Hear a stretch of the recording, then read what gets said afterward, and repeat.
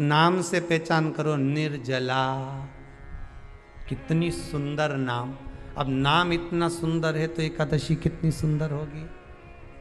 अब एकादशी इतनी सुंदर होगी तो जिस दिन तुम व्रत करोगी एकादशी का तो तुम कितनी सुंदर होगी। मतलब भगवान कितने प्रेम से स्वीकारेगा कि इसका हृदय कितना सुंदर है। ऊपर की सुंदरता मत देखो साहब, व्रत करने से भीतर की सुंदरता। कोई आपसे पूछे कि एकादशी का जन्म कब हुआ था, मार्गशीर्ष मास की सुंदर कृष्ण पक्ष की एकादशी के दिन, जब 11वां दिन था भगवान को सोते हुए, तब भगवान के शरीर से एक कन्या ने, एक स्त्री ने जन्म लिया। 11वें दिन जन्मी, इसलिए भगवान आगे इसका नामकरण संस्कार करेंगे, उसका नाम एकादशी रखेंगे।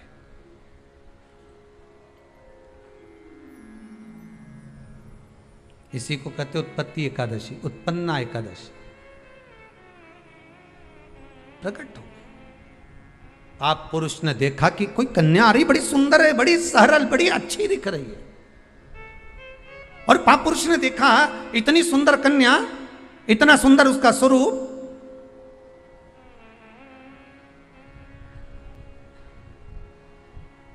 कईयों के मन में बड़ा प्रश्न होता है महाराज जी, कई माताएं बहुत प्रश्न करती हैं, कहती हैं गुरुजी क्या एकादशी का व्रत केवल वेदव्य नारी करती है? क्या एकादशी का व्रत केवल संत करते हैं, साधु करते हैं? नहीं नहीं, एकादशी का व्रत तो जन्म लिया बच्चे से लेकर मृत्यु के घाट पर पड़ा हुआ व्यक्ति भी एकादशी का व्रत कर सकता है। अपनी एकादशी स्वयं करो, मरने के बाद दूसरे लोग एकादशी दें, उससे अच्छा है कि अपना अकाउंट में खुद जमा करते चलो। तो बुरे वक्त में थोड़ा बहुत कहीं ना कहीं अपने का यमदूत आ गया, यमराज आ गया और उसने कहा लाओ एकादशी दो। अब तुम तो इंतजार में बैठी कि अभी 12वां तो होने दो, तो क्या 12वां के कहीं करेगी? तो क्या 12वां के हमारा छोरा उन्हें एकादशी देगा? तुम खड़े रहो। अब वो 10 दिन तक तो इंतजार करा। गरुड़ पुराण में लिखा है जीवात्मा के जब प्राण छूटते हैं, किसी के प्राण छूटे, प्राण छूटने के 10 दिन तक जीवात्मा घर की अटारी पर रहती है। अब 10 दिन के बाद तो जाएगी। अब तुम तो कह रही अभी रुक जाओ रे, अभी कहाँ जा रहे हो? अभी एकादशी मेरे को मिलेगी, हमारा छोरा देगा, बहू देगी, बड़ी बहू देगी, छोरा देगा, पोता देगा, पोती देगी, नाती देगा, पंती देगा। और पंडित जी जब बैठे संकल्प दिलाया, बोलो तुम्हारे दादाजी के कितनी एकादशी दोगा? तो क्या हमने 5 दी, कोई के हम 14 दी, कोई के हम 10 दी, कोई के हम 3 दी, कोई के हम 2 दे दिए। तो कहीं दादाजी कहीं भिखारी था? ये दादाजी की कथा नहीं, अपनी कथा। अपन क्या भिखारी है जो दूसरे की एकादशी लेकर जाएंगे?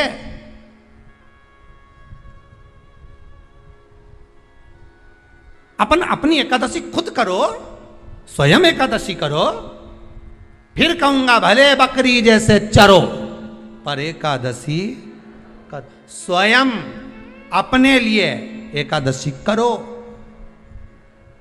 जिस समय पर जाएं तो इंतजार नहीं करना पड़े कि रुक जाए, अभी 12वां तो होने दे, अभी एकादशी पंडित जी संकल्प छुड़ाएगा ना जब मिले। नहीं हम तो अब भी ले के जा। तो क्या ले चल, मैंने तो खूब करी, पूरा साल की एकादशी करी, तुझे क्या ही मालूम रहेगी हमारा? चल चल मुझे ले चल। एकादशी की मृत्यु दीजे, द्वादशी को दाग वृंदावन की लकड़ी दीजे दोनों। ऐसी कृपा प्रभु। एक सुंदर जो स्त्री का जन्म हुआ, जो कन्या का जन्म हुआ, जो एक सुंदर स्त्री जो जन्मी है, भगवान विश्राम जो कर रहा है, सो रहे हैं,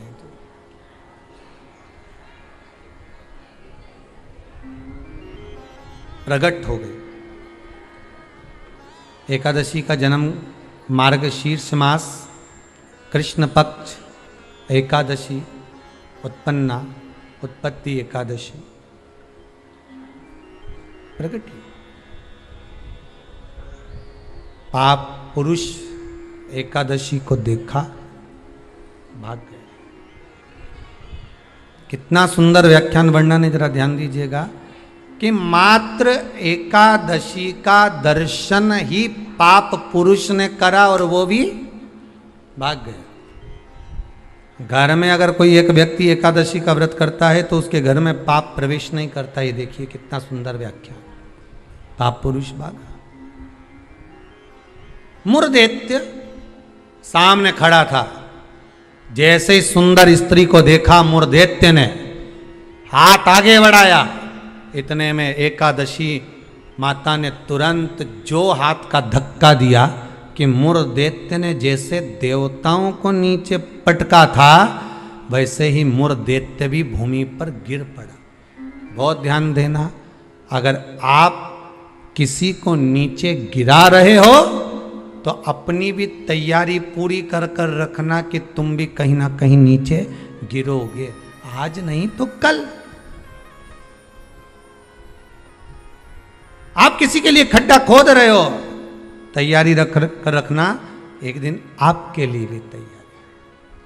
बार में कोई सीधा है, बहुला है, बहुत सरल है, किसी के बीच में नहीं बोलता, उसके साथ अगर आप कपट करोगे तो आपको रोना तो बहुत पड़ेगा साहब, बिलकना तो पड़ेगा बहुत। अब एकादशी ने धक्का दिया, नीचे गिर गया। कहते हैं 1 वर्ष लग गया था उस मुरदैत्य को उठने में, जो धक्का एकादशी ने मारा था।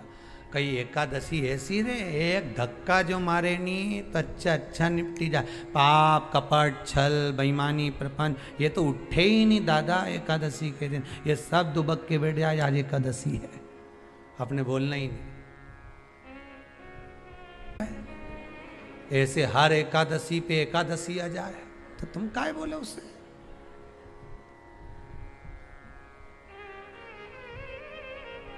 और फिर वो आंखों दिखाए जम के, समझ लेना एकादशी माता आज गुस्से में है। तो क्यों बोलने जाओ तुम उसको? जो धक्का दिया उठा ही नहीं, उठा फिर आया झगड़ा करने के लिए। एकादशी ने जो पछाड़ा, कहते हैं सिर के इतने टुकड़े हो गए थे कि बीनना भी मुश्किल थे मुरदैत्य के, प्राण छूट गए। पाप पुरुष सामने आकर खड़ा हो गया। फिर आया, एकादशी ने तो केवल अपने केश का एक भाग हवा में उड़ाया, इतने में तो पाप पुरुष भागा, भगवान के पास जाकर उठाया। उठो उठो प्रभु, बहुत देर सो लिए, उठ जाओ जरा जल्दी उठ जाओ। भगवान बोले तू कौन है? मैं पाप पुरुष, पाप हूं मैं, तो तूने मुझे क्यों जगाया? ये एकादशी तो मुझे परेशान करके रखी है, घर घर में लोग एकादशी करे और मुझे प्रवेश नहीं करने दे। अब तुम बताओ क्या करूं? भगवान ने कहा चिंता मत कर, अन्न के अंदर जाकर बैठ जा। एकादशी के दिन जो अन्न खाएगा बस पाप पुरुष उसी में प्रवेश कर जाएगा, पाप पुरुष उसी में प्रवेश करेगा। तू अन्न के अंदर जाकर बैठ जा, ठीक है? मैं अन्न के अंदर जा। भगवान के नेत्र खुले, एकादशी को देखा, इतनी सुंदर एकादशी थी साहब। इसलिए शास्त्र कहता है कि जितनी एकादशी होती है 26 की 26 एकादशी का अगर आप वर्णन करेंगे, 26 की 26 एकादशी का यदि आप स्मरण करेंगे तो एक एक एकादशी का अगर नाम स्मरण करें तो कितना कितना सुंदर। चैत्र के महीने में 2 एकादशी, कामदा पाप मोचन, बैसाख में 2 वरुथनी मोहिनी, ज्येष्ठ महीना अपरा निर्जला, आषाढ़ योगनी देवशवनी, श्रावण महीने की कामिका पुत्रदायिनी, भादो महीने की अजा परिवर्तनी, अश्विनी महीने की इंद्रा पापकुशा, कार्तिक महीने की रमा प्रबोधनी, मार्गशीर्ष मास की उत्पन्ना और मोक्षदा, पौष महीने की सफला और पुत्रदा, माघ महीने की परतिला और जया, फागुन महीने की विजया और आमल की एकादशी, अधिक मास की पद्मनी और परमा। पहले कथा में कहा दिखावट, सजावट और बनावट, ये तीनों नष्ट करने वाली। हमें दिखावट की जिंदगी नहीं जीना है, हमें दिखाने की जिंदगी नहीं जीना। घरों में कई लोग ऐसे होते हैं, परिवार में, समाज में, कुल में कुछ लोग ऐसे होते हैं जो दिखते कुछ हैं और होते कुछ हैं। मेरे महादेव के परिवार में, मेरे शंकर जी के परिवार में, मेरे भोलेनाथ जी के परिवार में, मेरे देवाधिदेव महादेव के परिवार में, मेरे शंकर भगवान के परिवार में कोई दिखावा करने वाला नहीं है। मेरे शंकर भगवान के परिवार में दिखावे की जिंदगी जीने वाला नहीं।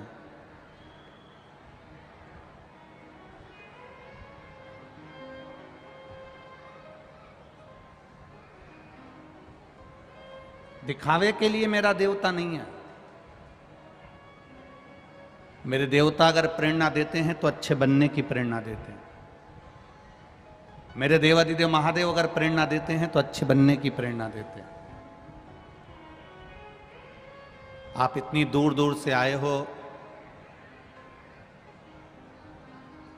संभाजी नगर के भक्त लोग बता रहे थे कि 31 तारीख को यहाँ कथा 1 जून से आज से प्रारंभ हुई है, पर संभाजी नगर की इस पावन कथा पंडाल में 31 मई को ही पूरा पंडाल फुल हो चुका था। ये आपका प्रेम कह रहा है, ये आपकी वात्सल्यता है।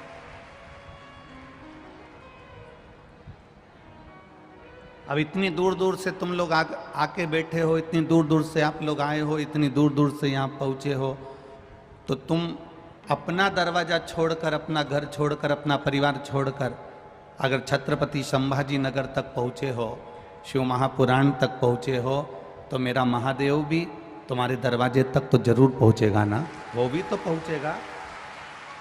आप आए हो, आप पहुँचे हो उसके दरवाजे तक, वो भी तो करुणा करेगा, वो भी तो कृपा करेगा। थोड़ा सा बदलाव अपनी जिंदगी में लेके आओ। शिव महापुराण की कथा कहती है, देवराज नाम का ब्राह्मण जो कभी मंदिर नहीं गया, जो कभी शिवालय नहीं गया, जो कभी देवालय नहीं गया, जो कभी भगवान की चौखट पर नहीं गया, जो कभी भगवान के द्वारे नहीं गया, पर चोरी का धन लेकर जा रहा था और वो चोरी के धन को ले जाते उसको शरीर में ताप पड़ गया, शरीर में ठंड, थोड़ा सा बुखार आ गया। और शरीर में जब ताप पड़ा, शरीर में जब कष्ट हुआ, तो उसको ठंड लगी, उसका शरीर कांपने लगा।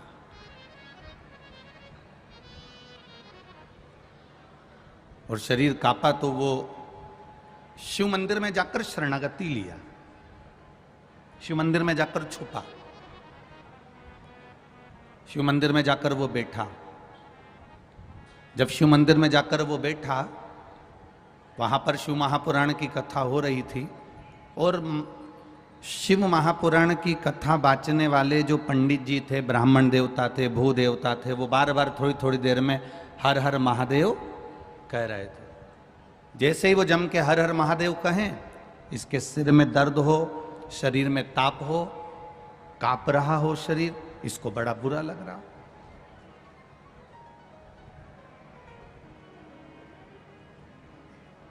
एक बीमार व्यक्ति से अगर कहा जाए कि तुम कथा सुनने बैठ जाओ, एक बीमार व्यक्ति से कहा जाए कि तुम भगवान का गुणगान करो, एक बीमार व्यक्ति से कहा जाए कि तुम भगवान का भजन करो, तो वो कहेगा मेरे तो शरीर में कष्ट हो रहा है और ये भजन की बात कर रहा है।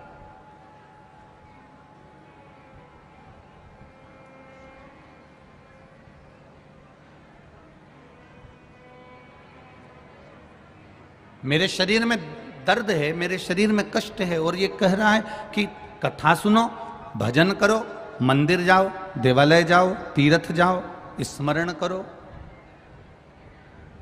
भगवान की भक्ति करो, भगवत नाम का जाप करो।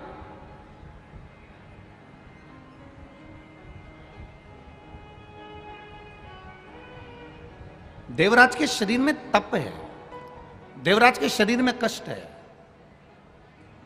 और देवराज के शरीर में जो कष्ट था, वो कष्ट के कारण देवराज मन को महादेव से नहीं जोड़ पा रहा।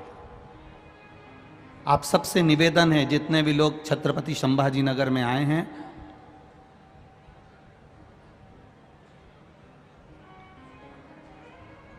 आदरणीय प्रदीप शिवनारायण जी जायसवाल विधायक जी ने जो ये कथा कराई है, उस कथा के माध्यम से ये कहना चाहूंगा, आप सबसे निवेदन है, थोड़ी ताप पड़ सकती है, गर्मी पड़ेगी, भीड़ बहुत है, भक्त बहुत आए हैं, हो सकता है जगह भी कम बैठने को मिले, पर निवेदन है आप 3 घंटे की कथा में अगर 5 मिनट भी इस दिल को मेरे महादेव से लगा लोगे तो निश्चित है तुम्हारी जिंदगी संवर जाएगी। 5 मिनट भी बहुत है। खाली न जाता आता है आप लोगों को? सबको आता है? बोलो जरा।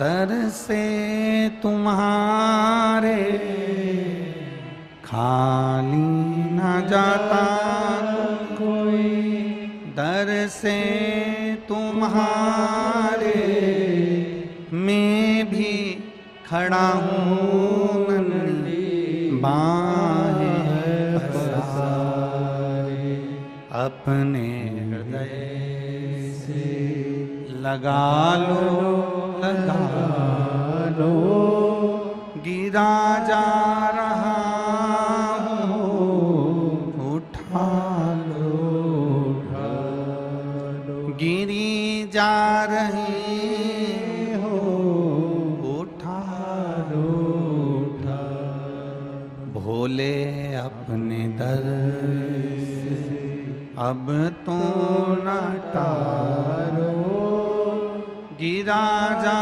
रहा उठा लो, उठा लो। शिव कथा कह रही है, आप दिल से 3 घंटे की कथा में से अगर 5 मिनट की भी कथा मिले, 3 घंटे की कथा में से भी अगर 5 मिनट का समय मिले, मिठास बनाओ, मिठास मीठा करिए उसको। 3 घंटे की कथा में भी अगर 5 मिनट भी आपके जीवन में मिल जाएं, जो भगवान शंकर से तुम्हारे दिल को भगवान देवाधिदेव महादेव से जोड़ ले, तो समझो जीवन संवर गया, सार्थक हो गया।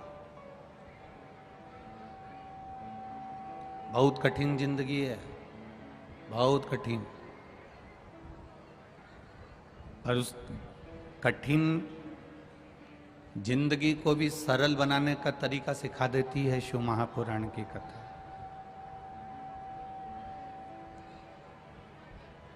भागवत, रामायण और शिव महापुराण तीनों में अंतर है। रामायण मनुष्य को जीना सिखाती है, भागवत मनुष्य को मरना सिखाती है, और शिव महापुराण अपनी जिंदगी को हम सही ढंग से कैसे जी लें ये सिखा देती है ये शिव महापुराण। ऐसा कोई संसार में नहीं जन्मा जिसको दुख नहीं आएगा, तकलीफ नहीं आएगी, कष्ट नहीं आएगा, रोग नहीं आएगा, बीमारी नहीं आएगी, तकलीफें नहीं आएगी, सबको आएगी। पर उन तकलीफों के साथ में, उन दुखों के साथ में, उन कष्टों के साथ में हम अपने व्यवहार को कैसे जिए, ये शिव महापुराण की कथा है।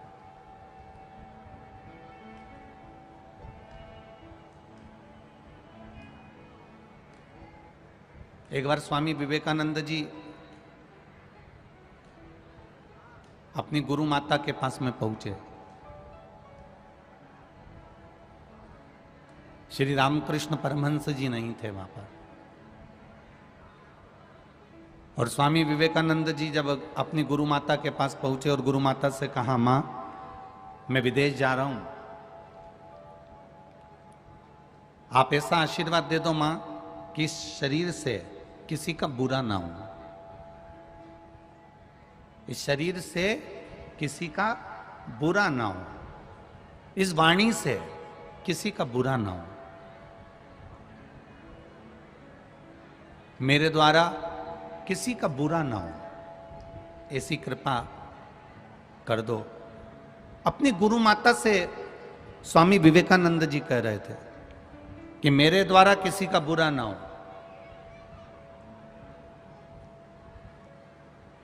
गुरु माता बैठी हुई थी और गुरु माता सब्जी बना रही थी, भाजी बना रही थी, दाल बना रही थी, और उन्होंने स्वामी विवेकानंद जी, वो तेरे पास में चक्कू पड़ा है,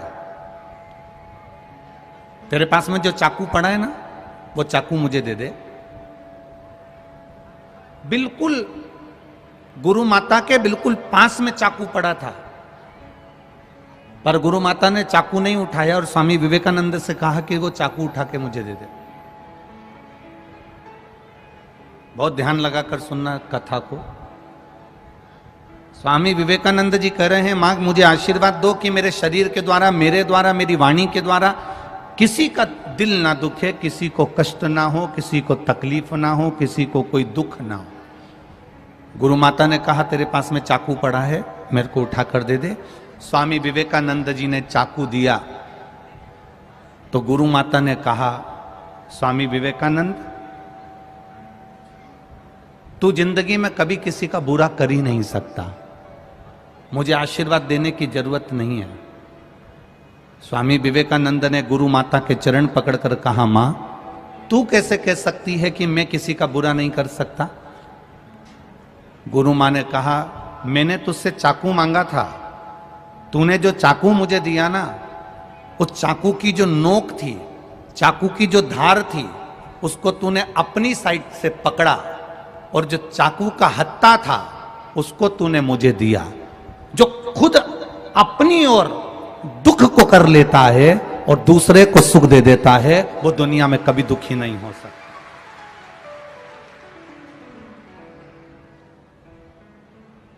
अपना सुख देखने के लिए हम दूसरे को अगर दुख दे रहे हैं, मेरा निवेदन, इतने सारे लोग यहां पर कथा सुनने के लिए आए हैं, बाउंड्री पर कार्यकर्ता खड़े हैं, इन लोगों से एक निवेदन जरूर करूंगा, तुम्हारे पीछे बहुत सारे लोग कथा को सुनने के लिए बैठे हैं, तुम्हारे द्वारा किसी को कष्ट ना हो इसलिए तुम भी बैठ सकते हो। ये स्वामी विवेकानंद जी का चरित्र कह रहा है, अपने द्वारा हम किसी को कष्ट ना दें, अपने द्वारा हम किसी को दुख ना दें, अपने सुख के लिए हम दूसरे को दुख ना दें।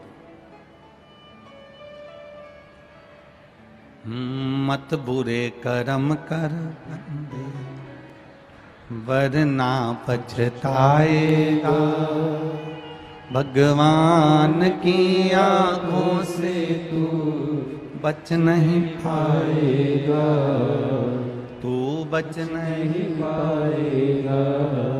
अरे ओ अज्ञानी मत करना,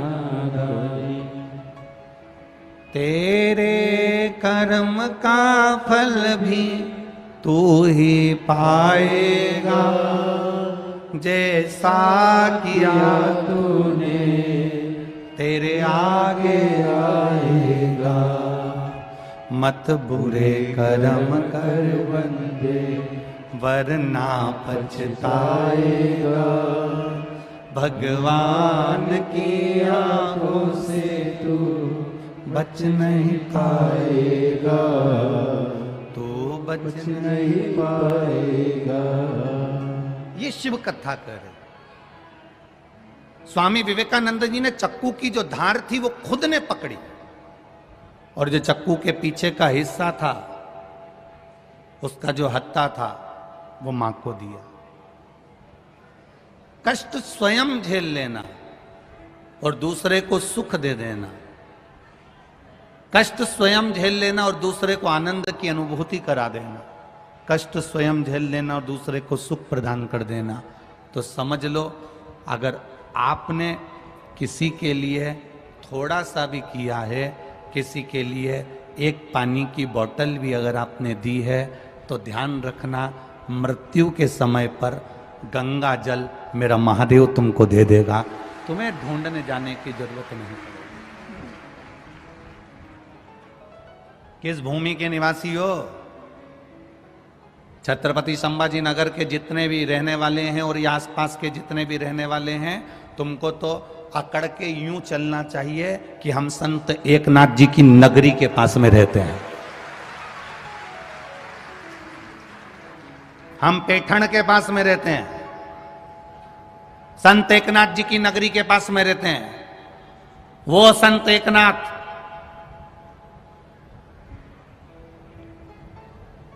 जो त्रिवेणी के संगम पर से गंगा का जल भरकर रामेश्वर भगवान को चढ़ाने के लिए जा रहे थे।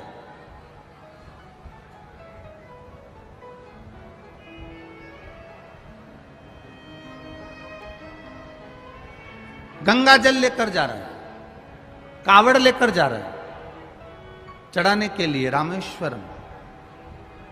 रामेश्वर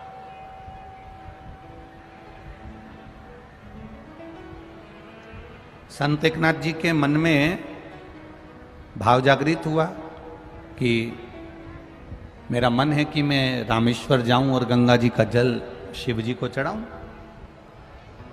जैसे आपके मन में भी भाव जागृत हुआ कि मैं छत्रपति संभाजी नगर जाऊं और शिव महापुराण की कथा सुनूं, ऐसा भाव जागृत हो गया।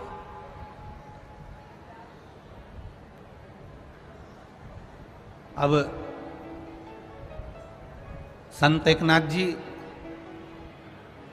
अपनी टोली के साथ में पहुंच गए त्रिवेणी के संगम पर, गंगा जी, यमुना जी, सरस्वती जी के तट पर। जल भरा, कांवड़ ली, चल दिए। अब भोले तो भोले, शिव तो शिव। शंकर भगवान जैसी परीक्षा दुनिया में कोई नहीं लेता। जितनी शिव परीक्षा लेते हैं उतना कोई नहीं लेता। जितनी शिव परीक्षा लेते हैं उतनी परीक्षा कोई नहीं ले सकता, और जितना शिव देते हैं उतना दुनिया में कोई नहीं दे सकता।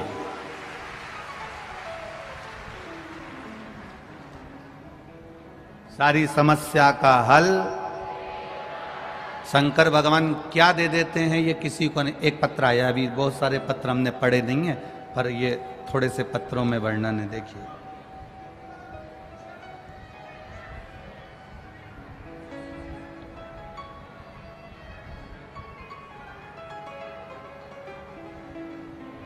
शोभा आत्माराम चौहान, चीखली, जिला बुलढाना, महाराष्ट्र की रहने वाली हूँ। मोबाइल नंबर ये है। कहीं बैठी हो तो हाथ हिलाइएगा, अगर कहीं बैठी हो तो हाथ हिलाइएगा। शोभा आत्माराम चौहान, चीखली,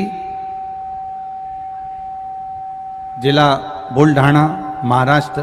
मोबाइल नंबर ये है। कहीं बैठी हो तो हाथ हिलाइएगा। अब एक तो तुम इतने सारे तो आए हो, दिखोगे भी नहीं कि कहाँ बैठे हो, ठीक है। फिर भी अगर कहीं बैठी हो तो हाथ हिला दीजिएगा। शोभा आत्माराम चौहान, चीखली, बुलढाना, महाराष्ट्र। Mobile number. मेरा नाम शोभा चौहान है। मेरी बेटी 5-6 साल से परीक्षा की तैयारी कर रही थी गवर्नमेंट की, लेकिन उसको कोई भी रिजल्ट नहीं आया। बहुत परेशानी आ रही थी। 2 से 3 बार जॉब मिलने के आसार लगे पर हुआ नहीं। जब सद्गुरु से हार गई, सब जगह से जब परेशानी आने लगी, तब उसने पशुपतिनाथ का व्रत किया और शिवजी पे 1 लोटा जल चढ़ाना प्रारंभ करा। शंकर भगवान पे 1 लोटा जल चढ़ाती और शिवजी को 1 लोटा जल चढ़ाती और पशुपतिनाथ का व्रत करती। 1 लोटा जल देवादिदेव महादेव को चढ़ाकर, शिवजी पर जल चढ़ाकर पशुपतिनाथ का व्रत करती। और अब विश्वास उसका बढ़ गया। उसने मुझसे कहा, माँ, शिवजी ही अब मुझे पास कर सकते हैं और मेरे अब गवर्नमेंट जॉब लगेगी, निश्चित है। बाबा की कृपा का मैं क्या वर्णन करूं गुरुदेव। पशुपतिनाथ का दूसरा सोमवार हुआ और बाबा की कृपा से मुंबई पुलिस में मेरी बेटी का जॉब लग गया, मैं बाबा को यहां प्रणाम करने के लिए आई। ये शिव तत्व है, ये उगड़दानी, ये त्रिकालदर्शी, ये कैलाशी, ये अविनाशी, ये शिव है, ये बाबा देवदेव महादेव, ये भगवान शिव है। आपका किया गया विश्वास, आपका किया गया भरोसा, आपका किया गई दृढ़ता कहीं ना कहीं सुख देती ही है। एक पत्र और बड़ा सुंदर है,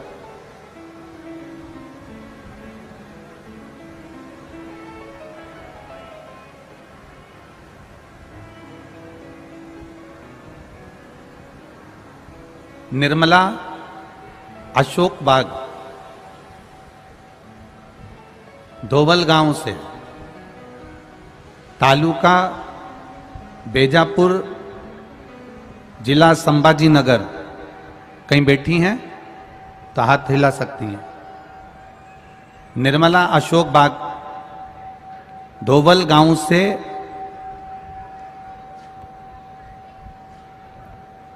बेजपुर, जिला संभाजी नगर, कहीं बैठी हो तो हाथ, आप ही हैं, दोनों हाथ हिला दो ऐसा, हाँ दोनों हाथ हिला दो ऐसा। गुरुजी, मेरी पड़ोसन सीहोर गई थी, वहां से कंकर लाई थी, कंकर को ही मेरी पड़ोसन ने मुझे लाकर दे दिया और शंकर जी के मान में पूजन करने लगी। मेरी पड़ोसन ने कहा ये वो कंकर है, सीहोर वाले गुरुजी कहते हैं कि कंकर शंकर की भूमि का कंकर स्पर्श मात्र हो जाए और पूजन हो जाए तो वो 3 महीने में फल प्रदान कर देता है, 3 महीने में फल दे देता है। गुरुजी, मेरी बेटी कई साल से परीक्षा दे रही थी पर उसकी कोई नौकरी नहीं लग रही थी। बस कंकर को पड़ोसन ने दिया और उसकी पूजन मेरी बेटी ने करना प्रारंभ करा। आप कहते हो 3 महीने में कार्य पूर्ण होता है। मेरी बेटी की सर्विस बैंक में मैनेजर के पद पर 2 महीने के अंदर हो गई। मैं बाबा को यहां प्रणाम करने के लिए आया। दोनों हाथ हिला दो एक बार ऐसा, हर हर महादेव। बैठिए बहन, बैठिए। श्री शिवाय नमस्ते। शिव तत्व को जानने का मौका मिला, हम बाबा के भजन को करें, स्मरण को करें, कीर्तन को करें, मंत्र जाप करें, नाम जाप करें, नाम कीर्तन करें। जो सुख की अनुभूति होती है वो अपने आप में एक बल प्रदान करती है। जाओ, देवराज चोरी का धन लेकर शंकर जी के मंदिर में पहुंच तो गया पर मन नहीं लगा पाया, भगवान शिव से उसका दिल नहीं लगा पाया, हृदय नहीं जोड़ पाया।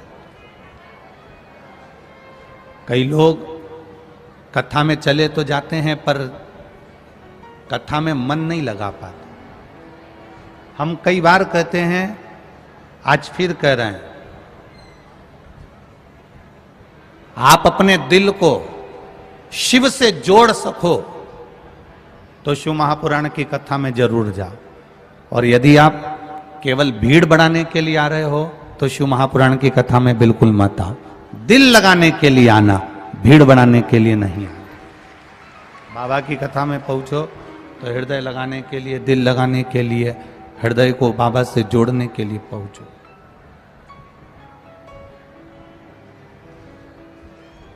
भगवान से जोड़ने के लिए पहुंचो। देवराज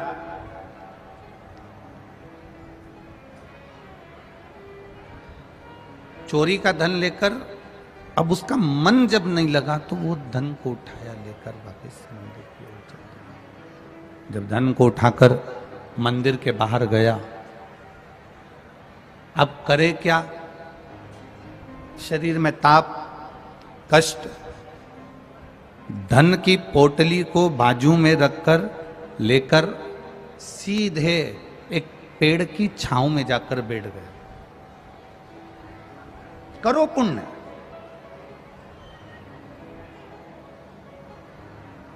देवराज को नहीं मालूम कि मैं बेलपत्री के पेड़ के नीचे हूं। संत एकनाथ जी को नहीं मालूम था कि देवादिदेव महादेव मेरी परीक्षा ले लेंगे। मेरे भोले बाबा परीक्षा भी बहुत लेते हैं और मेरे भोले बाबा देते भी बहुत है। उनको नहीं मालूम था कि परीक्षा ले लेंगे।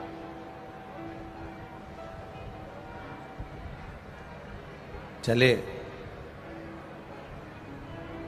देवराज जैसे पेड़ के नीचे जाकर बैठा, संत एकनाथ जी गंगा का जल लेकर, कांवड़ लेकर रामेश्वर के लिए निकल गए।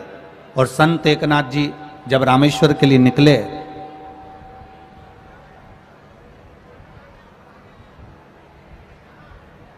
मुख से गुणगान करते हुए, स्मरण करते हुए,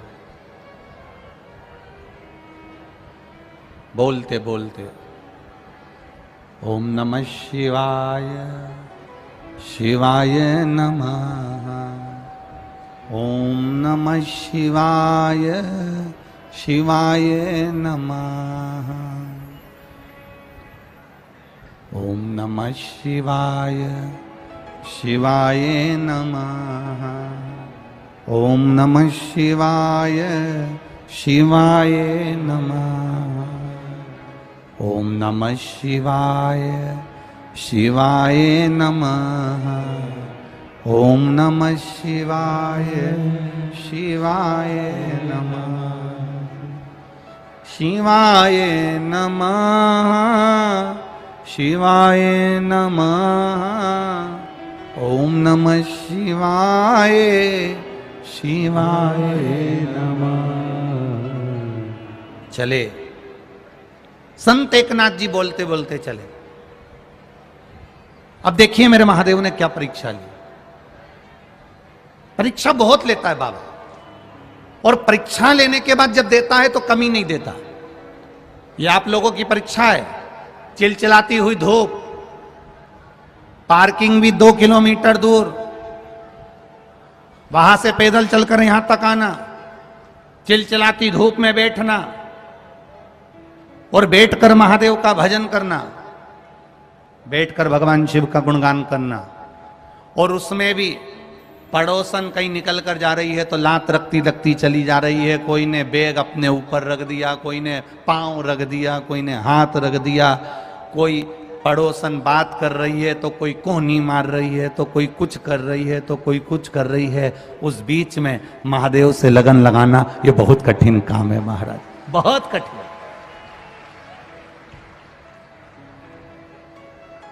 बहुत कठिन, परीक्षा बहुत लेता है।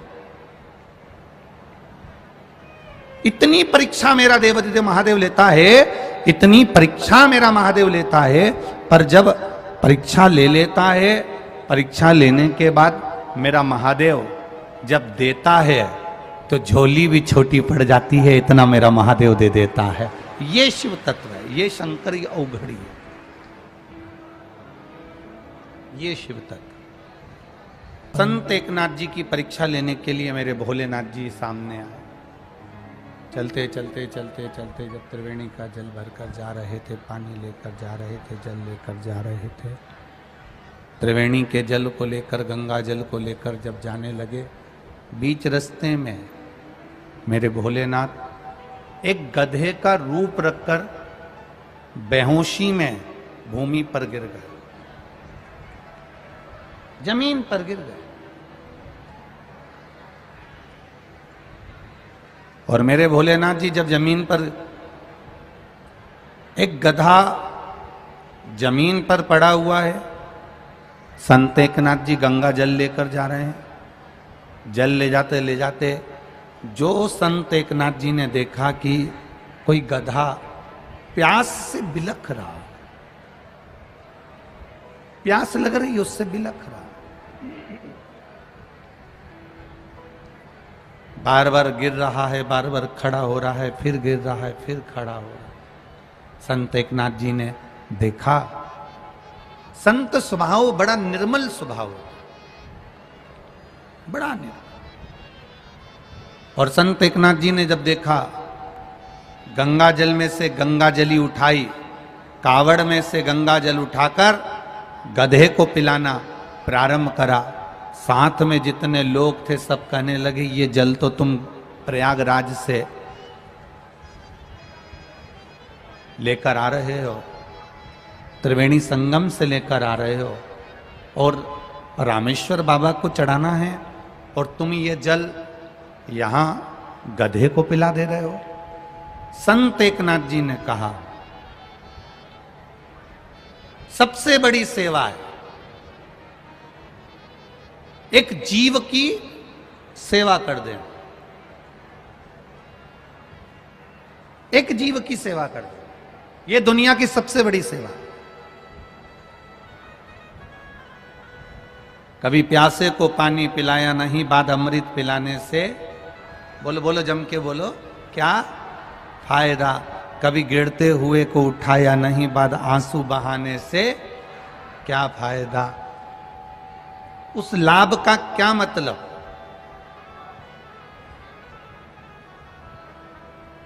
कभी माता पिता का आदर किया नहीं, सम्मान किया नहीं, माता पिता के चरणों को प्रणाम किया नहीं, माता पिता को कभी आदर दिया नहीं, और वही माता पिता मरकर चले गए और उनके फोटो पर माला चढ़ाओ, प्रणाम करो, नमन करो, दंडवत करो, साष्टांग करो, तो उसका लाभ क्या है।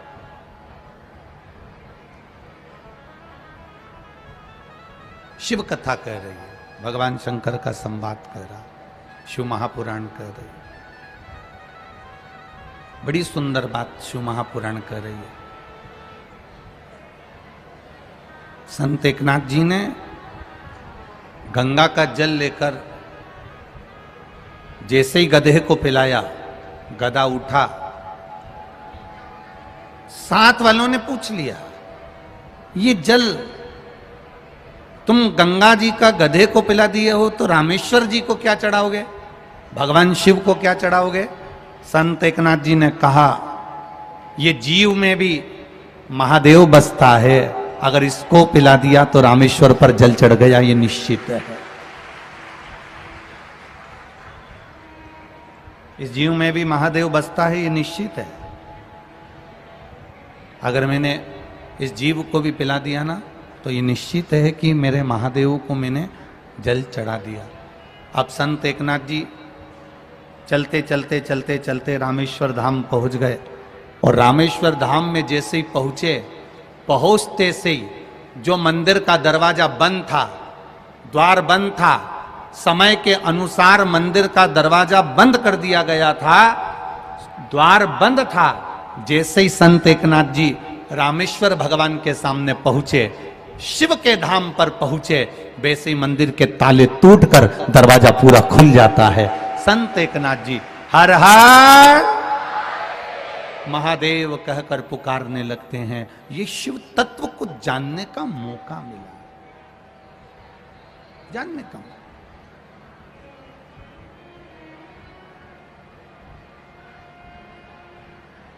शिव को पहचानने का मौका है। देवराज नहीं पहचान पाया, देवराज नहीं पहचान।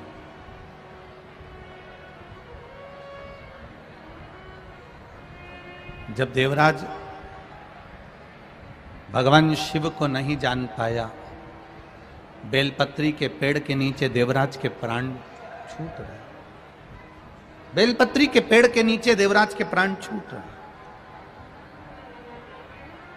और बेलपत्री के पेड़ के नीचे जैसे ही देवराज के प्राण छूट रहे, देवराज को नहीं मालूम कि ये बेलपत्री का वृक्ष है, दुनिया के लोगों को नहीं मालूम कि ये जहां तुम कथा बैठकर सुन रहे हो, जो पंडाल में बैठकर कथा श्रवण कर रहे हो, टीवी के माध्यम से कथा श्रवण कर रहे हो, मोबाइल के माध्यम से कथा श्रवण कर रहे हो, जहां बैठकर तुम कथा सुन रहे हो, तुम्हें इस चीज का अंदाजा नहीं होता कि शिव महापुराण की कथा सुनना मात्र कल्प वृक्ष की छाए में बैठे हो, कल्प वृक्ष की छाओं में।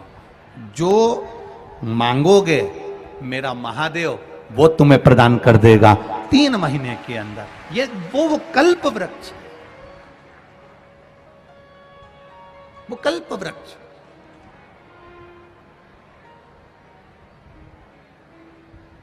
यहां कई लोग पानी की बोतल बांट रहे हैं, और कई लोग खड़े होकर बार बार बोतल ले रहे हैं। हम उनसे निवेदन करना चाहेंगे, आप अपने अपने घर से 1 नहीं 2 पानी की बोतल भर कर लाओ। बैठकर ये पानी की बोतल मिल जाएगी पर कथा नहीं मिल पाएगी। ये पानी की बोतल मिल जाएगी पर कथा नहीं मिलेगी। ये तो आप जाओगे 10 रुपए की बाजार से भी ले लोगे। दान देने वाले दे रहे हैं, आप बैठे रहो, वो धीरे धीरे आपके पास में आकर दे देंगे, पर बोलकर कथा को मत छोड़ो। ये संभाजी नगर का कोई भाग्य होगा, रेणुका माता की कृपा होगी, ये कथा हो रही है। ये एक क्षण की भी ना चूके, अपने मुख से आवाज ना निकले और कथा का रसतत्व श्रवण करो। ये नहीं मिलेगी फिर बार बार। वो तो जबलपुर की कथा कैंसिल हुई और माइक पर नेपाल की भूमि से, बीरगंज से कहा कि कथा कैंसिल हो गई जबलपुर की। तो वो तो आदरणीय प्रदीप जी जायसवाल जी को आप लोगों को धन्यवाद देना चाहिए कि उन्होंने बस सुना और दौड़कर सीहोर आ गए और ये कथा लेकर आए।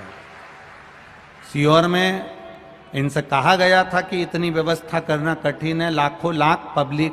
अब आप देखिए, कथा का पहला दिन है, जितने जितने पंडाल लगाए गए थे, एक भी पंडाल में पांव रखने की जगह नहीं है। लोग धूप में खड़े हुए हैं, बाहर खड़े हुए। बड़ा कठिन है, बड़ा कठिन। ये जायसवाल जी से कहा गया था कि बहुत संभालना मुश्किल है, 7 दिन में कैसे व्यवस्था करोगे? केवल 7 दिन है आपके पास में, केवल 7 दिन, कैसे व्यवस्था होगी? जायसवाल जी के यहाँ से वो ऋषि कुमार जी सीहोर जब गए तो उन्होंने कहा कि आप तो बस 7 दिन है ना, बहुत हैं, आप तो कथा दो, हम अकेले नहीं करेंगे, पूरा संभाजी नगर कथा करेगा। ये पूरा संभाजी नगर, ये केवल अकेले प्रदीप जायसवाल जी की कथा नहीं है, विधायक जी की कथा नहीं, ये पूरे संभाजी नगर के एक एक जनमानस की, एक एक सनातनी की कथा। उसको सुनो, जीवन में उतारो। देवराज विचार में पड़ गए कि मैंने पुण्य कौन सा करा होगा पता नहीं, मैंने क्या करा होगा मुझे मालूम नहीं, मैंने क्या किया होगा मुझे मालूम नहीं, पर देवराज अपने प्राणों को जो छोड़ रहा है वो बेलपत्री के वृक्ष के नीचे छोड़ रहा है। बेलपत्री के वृक्ष के नीचे।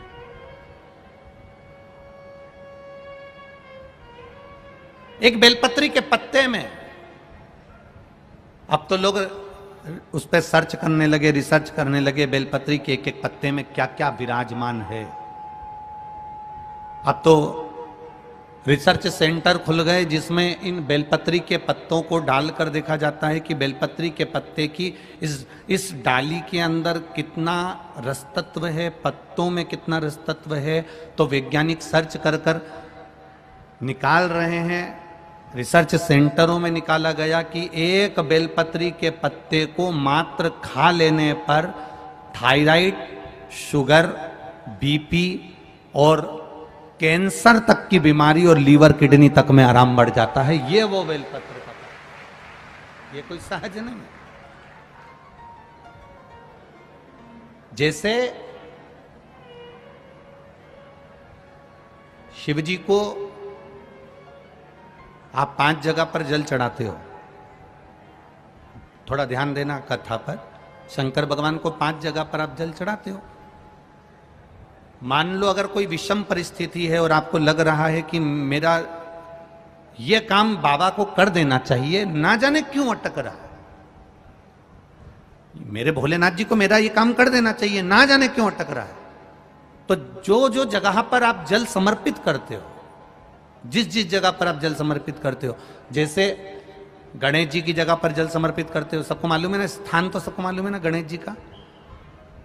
जैसे ये शिवलिंग है, ये जलाधारी है, ये 2 चरण जहां से जल चढ़ाते हैं तो ये पानी घूमकर यहां से नीचे चले जाता। अब जरा समझिएगा, आप जब शंकर जी के मंदिर, आपको लगे कि हमारा ये कार्य हो जाना चाहिए, ये कार्य हो क्यों नहीं रहा, आखिर में इतने दिन से लगी हूं, ये काम क्यों नहीं हो रहा, सबके काम हो रहे हैं, मेरा क्यों नहीं हो रहा, तो विश्वास रखकर 5 सोमवार, 6 सोमवार, 7 सोमवार इसको कर कर देखिएगा। गणेश जी का स्थान जहां से पानी बहता है उसके सीधे हाथ पर, वहां पर एक बेलपत्र समर्पित कर कर थोड़ा सा जल वहां समर्पित करिए। षडानंद कार्तिकेय का स्थान, एक बेलपत्र समर्पित कर कर थोड़ा सा जल वहां समर्पित करिए। अशोक सुंदरी का स्थान, थोड़ा सा जल समर्पित करने से पहले एक बेलपत्र, फिर जल, 3 स्थान। चौथा, मां पार्वती जी का हस्त कमल, एक बेलपत्र समर्पित कर कर जल चारों तरफ चढ़ाने के बाद में 5वां, शिवलिंग के ऊपर बेलपत्र समर्पित कर कर पूर्ण जल शंकर को समर्पित कर देना। ये 5 स्थान का चढ़ा हुआ जल आपके जो काम अटक रहे हैं, जो कार्य में आपको तकलीफ आ रही है, आप बाबा को बस एक बेलपत्र और एक लोटे जल में से 5 स्थान पर जल समर्पित करने पर आप तुरंत 2 महीना भी नहीं लगेगा, मेरा विश्वास कहता है 15 या 20 दिन में बाबा उसको स्वीकार करेंगे। 15 से 20 दिन। पहला जल कहां चढ़ाना है? जम के बोलो जरा। गणेश जी वाला स्थान। दूसरा, कार्तिकेय वाला स्थान। अब इसको समझ लेना आप अच्छे से। हम ये नहीं कह रहे हैं कि तुम गणेश जी की मूर्ति पे चढ़ाओ, हमने ये नहीं बोला। हमने ये भी नहीं बोला कि कार्तिकेय जी की मूर्ति पे जल चढ़ाओ, हमने ये भी नहीं बोला कि माता पार्वती जी की मूर्ति पे जल चढ़ाओ। आप तो जो शिवलिंग रखा हुआ है और जो जलाधारी गोल है उस पे जो शिवलिंग रखा है, जहां से पानी बह रहा है, उसके राइट हैंड में गणेश, लेफ्ट हैंड में कार्तिकेय, बीच में अशोक सुंदरी, पार्वती जी का स्थान हस्तकमल और ये शिवलिंग। आपको गणेश जी के ऊपर जाकर जल नहीं चढ़ाना, आपको कार्तिकेय के ऊपर जाकर जल नहीं चढ़ाना, आपको देवी जी के ऊपर जल नहीं चढ़ाना, आपको तो केवल शिवलिंग की जलाधारी पर और शिवलिंग पर जल चढ़ा। पहला स्थान, बोलते जाओ जम के, केवल जल नहीं, बेलपत्र फिर जल। दूसरा, कार्तिकेय। तीसरा, अशोक सुंदरी। चौथा, अब पार्वती जी को जो तुम जल चढ़ाओगी और बेलपत्र चढ़ाओगी, उसमें तुम्हारा स्मरण होना चाहिए। तुम कहां बैठी हो जल चढ़ाने के लिए, तुम्हारा ध्यान कहां है, कहां बैठकर शंकर जी को जल चढ़ाना चाहिए। आपको पहले भी कथा में कहा, जहां से जलाधारी का पानी बह रहा है, इसके ठीक विपरीत जगह में आप यहां बैठ जाओ। उत्तर दिशा में पानी जाता है तो आप दक्षिण दिशा में बैठकर उत्तर की ओर मुख कर कर बाबा के, मां पार्वती जी के हस्त कमल पर बेलपत्र रखोगी, जल चढ़ाओगी और वहीं से बाबा को तुरंत आनंद के साथ में बेलपत्र चढ़ाकर जल चढ़ाओगी। भले खड़े होकर या वहां जाकर तुम यहां पर जल चढ़ा दो, परंतु उसके बाद में जब आप जल चढ़ाओगी, जब बाबा पार्वती जी को जब बेलपत्र और जल चढ़ाओगी, तो आपका मुख कहां होना चाहिए? जहां से पार्वती, जहां से ये जल बहकर जा रहा हो, यहां बैठोगे तो जल जहां बहकर जा रहा है उधर की साइड तुम्हारा मुख हो जाएगा, उत्तर की साइड तुम्हारा मुख हो जाएगा और बाबा को आप जल समर्पित करो। तो पहला जल बेलपत्र गणेश जी, दूसरा कार्तिकेय जी, तीसरा अशोक सुंदरी, चौथा माता पार्वती जी का हस्त कमल और 5वें नंबर का जल भगवान शिव के ऊपर, अर्थात भगवान देवाधिदेव महादेव से प्रार्थना करते हुए कि तेरा ही दिया मैंने खाया पिया रे, तेरा शुक्रिया रे, तेरा शुक्रिया। बाबा से प्रार्थना करते हुए, बाबा से अपने दिल की बात कहते हुए, बाबा से अपने मन की बात कहते हुए, अपने हृदय की बात भगवान देवाधिदेव महादेव से कहते हुए, ये 5 स्थान पर चढ़ाया गया जल आपके मनवांचित फल की प्राप्ति करा देता है, आपको सुख का अनुभव करा देता है। 5 जगह पर चढ़ाया गया, कम से कम 5 या 7 सोमवार अवश्य चढ़ाओ। और मेरा बेटा बेटियों से भी निवेदन है, ये जल का पहले भी वर्णन किया तो किसी ने एक पत्र में लिखा, देखिए,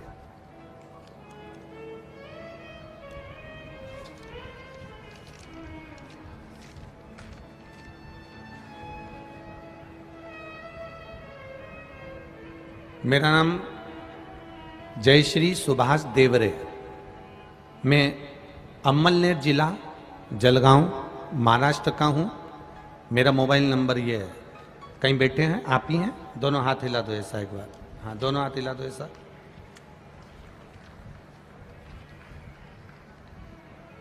एक बार वापिस अपने हाथ को हिला दो ऐसा। जलगांव महाराष्ट्र अमलनेर से हूं। मेरे लड़के का नाम आशुतोष सुभाष देवरे है। 2012 में मेरा लड़का खेलते खेलते पांव में लग गई। 9 साल का था 2012 में। डॉक्टर ने उसके पांव का चेकअप करा तो उसका हड्डी में कुछ कष्ट बताया। बाद में उस पर पट्टा चढ़ा। सारा पांव धीरे धीरे धीरे धीरे जैसा था वैसा हुआ, पर उसका पांव 2012 से ठीक नहीं हुआ। 12 से पट्टा चढ़ता रहा, 2012 से ट्रीटमेंट चलता रहा, दवाई चलती रही, गोलियां चलती रही, पर मेरे बेटे का पांव ठीक नहीं हुआ। 2012 में जब वो स्कूल जाता था, 9 साल का था, तब उसके पांव में तकलीफ आई। 2022 आ गया गुरुजी, कॉलेज जा रहा है, पर पांव में तकलीफ उसको और बढ़ गई। पांव ठीक नहीं हुआ। दिखाया डॉक्टर को तो उसके पांव में इन्फेक्शन है। जहां से पांव टूटा था उसकी रिपोर्टें लगाई गई हैं, जो रिपोर्टें आप लोग आस्था चैनल के माध्यम से देख सकते हैं, और एलईडी के माध्यम से भी आप अपने अपने टीवी पर माध्यम से देख सकते हैं। डॉक्टर ने इन्फेक्शन बता दिया, हड्डी गल चुकी है, हड्डी सड़ चुकी है और चलने में तकलीफ आने लगी। सारे डॉक्टरों का इलाज करवाया, पर गुरुजी आराम नहीं। फिर किसी ने कहा आप शिवजी पर जल चढ़ाओ। 5 स्थान पर जल की महत्वता गुरुजी ने पहले भी कही, आज फिर वही कथा सामने आ गई। चढ़ाइए जल। 1 लोटा जल चढ़ाना प्रारंभ करा। शिवजी पर चढ़ी हुई बेलपत्र बेटे को खिलाना प्रारंभ करी। जो डॉक्टर ऑपरेशन का कह रहे थे, जो बेटा 2012 से सही से चल नहीं पा रहा था, मात्र 8 से 10 दिन के अंदर मेरा बेटा चलने लगा और उसका पांव ठीक हुआ। ये शिव का। बैठिए बहन। हर हर महादेव। अब ठीक है बाबू, दोनों हाथ हिला दो एक बार। हर हर महादेव। शिव तत्व की ओर जाना।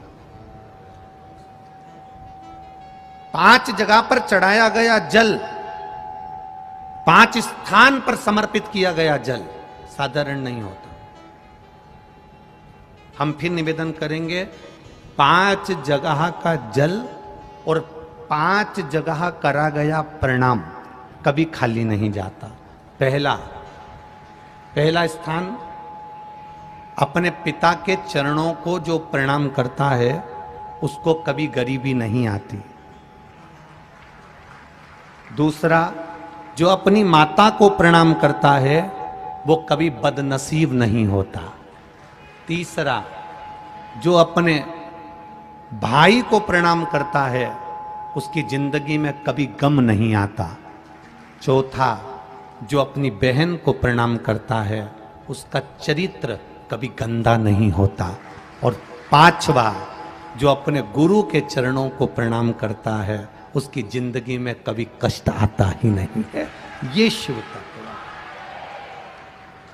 5 स्थान पर चढ़ाया गया जल, गणेश, कार्तिकेय, अशोक सुंदरी, मां पार्वती और शिवलिंग। 5 जगह पर चढ़ाया गया जल आपके मनवांछित फल की प्राप्ति करा देता है, और 5 जगह पर करा गया प्रणाम आपके जीवन को आनंदित कर देता है। पहला पिता, दूसरी माता, तीसरा बड़ा भाई, चौथे नंबर पर अपनी बहन और 5वें नंबर पर गुरु के चरण। करो प्रणाम। आज सबसे बड़ा दुख का कारण है, लोग संस्कारों से विहीन हैं। संस्कारों से विहीन। टीवी पर रोज डिबेट हो रहा है। वो 16 साल की लड़की, 16 साल की बेटी, क्या नाम था, साक्षी, 16 साल की बेटी का 40 बार चक्कू मारकर और सिर पर पत्थर मारकर जो कृत्य किया गया, उसके लिए रोज टीवी पर बहुत विद्वान विद्वान बैठकर डिबेट कर रहे हैं। कोई कुछ बोलता है, कोई कुछ बोलता है, कोई कुछ बोलता है, कोई उसका पुराना चरित्र निकालेगा, कोई कुछ निकालेगा, कोई कुछ निकालेगा और टीवी पर सब शो कर दिया जाएगा। मेरा तो इतना सा निवेदन है अपनी बेटियों से, हम किसी को दोष नहीं देंगे, दोष हम अपने आप को देंगे कि तुम एक भारत की भूमि पर जन्म लेने वाली बेटी, सनातन धर्म में पैदा होने वाली बेटी, हिंदू धर्म में पैदा होने वाली बेटी, सोमवार का व्रत करने वाली बेटी, गणेश जी की स्थापना करने वाली बेटी, दुर्गा की पूजन करने वाली बेटी, संत साधुओं का सम्मान करने वाली बेटी, इनके चक्कर में पड़ कैसे जाती है।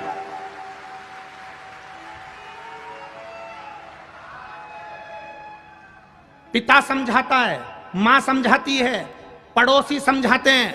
उस लड़की का जहां कत्ल हो रहा था वहां से पूरा मोहल्ला निकल कर जा रहा था। बोलो, टीवी पर देखा होगा, मोहल्ले के लोग जा रहे हैं, गली के लोग जा रहे हैं, नगर के लोग जा रहे हैं, एक भी नहीं बचा पाया। कारण क्या था? मोहल्ले के लोगों ने पहले समझाया होगा, घर के लोगों ने पहले समझाया होगा, रिश्तेदारों ने पहले समझाया होगा, पर हर बार उसके मुंह से ये शब्द निकला होगा, ये ऐसा नहीं है, ये तो मेरे हृदय में बसता है, ये मेरा सम्मान करता है, ये ऐसा नहीं है। बाप समझाए बेटी को, बेटी समझ नहीं पाती है। मां समझाए बेटी को, बेटी समझ नहीं पाती है। भाई समझाए बेटी को, बेटी समझ नहीं पाती है। मोहल्ले के लोग समझाए बेटी को, बेटी समझ नहीं पाती है। और उसको खुद समझना होगा, कोई तुम्हें समझाएगा नहीं मेरी बेटियों, तुम्हें खुद अपने आप में झांसी की रानी और दुर्गावती बनना पड़ेगा। तुम्हें कोई समझाने वाला पैदा नहीं होगा, तुम्हें खुद समझना पड़ेगा कि तुम्हारा अच्छा क्या है और तुम्हारा बुरा क्या है।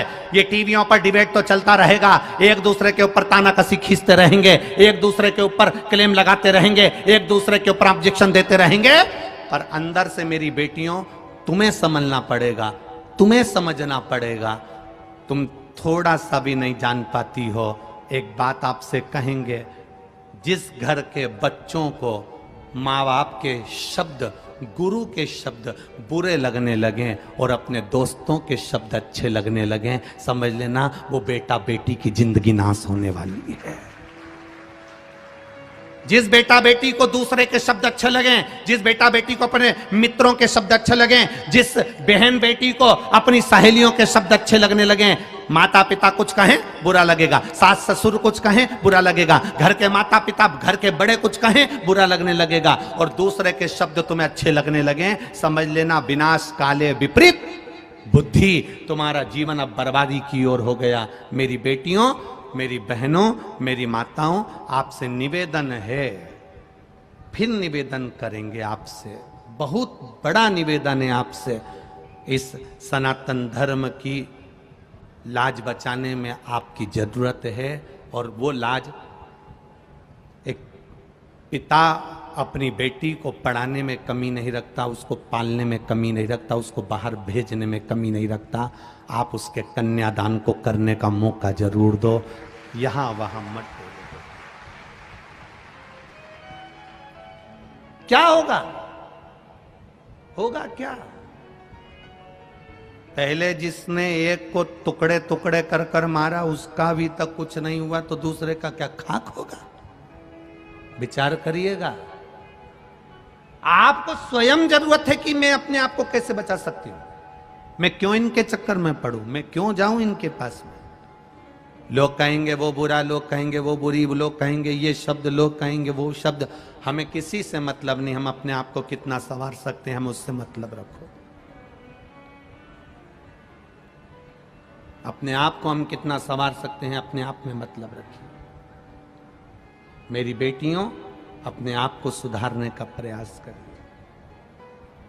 संवारो। अपने पिता के दिल में निवास करने वाली बेटी हो तुम, अपनी माँ की इज्जत हो तुम, और केवल माता पिता की इज्जत नहीं, एक एक सनातनी हिंदू की इज्जत हो तुम, तुम्हारे हाथ में बहुत बड़ा काम है, बहुत बड़ा। कहां भटक रही हो, कहां भटक रही हो, किस जगह पर, क्या देखा? ना भटक।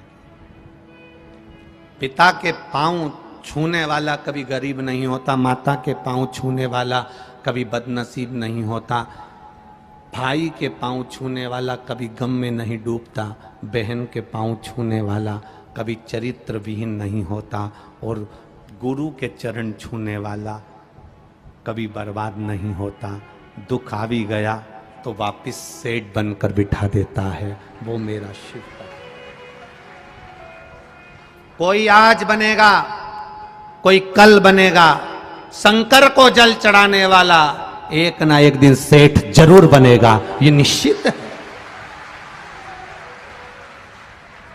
देरी हो सकती है, फाइल थोड़ी मोटी हो सकती है, मेरे भोले बाबा दुख मिटाने में थोड़ी देरी कर सकते हैं, पर विश्वास रखना, तुम रोज मंदिर जाना चालू कर दो, शिव को जल चढ़ाना चालू कर दो, निश्चित है तुम्हें किसी की जरूरत नहीं पड़ेगी।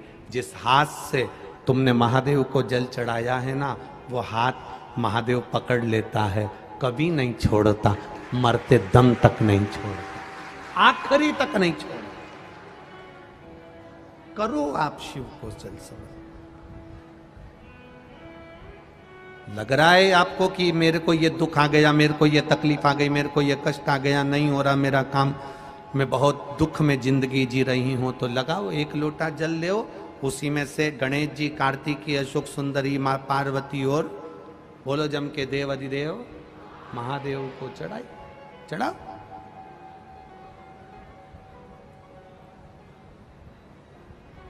समर्पित करो।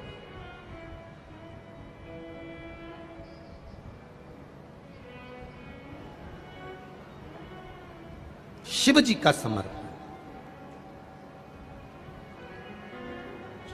संत एकनाथ जी का परीक्षा भगवान भोलेनाथ जी ले लिए, परीक्षा लिए, गधे के रूप में आकर परीक्षा ले। आता है समय,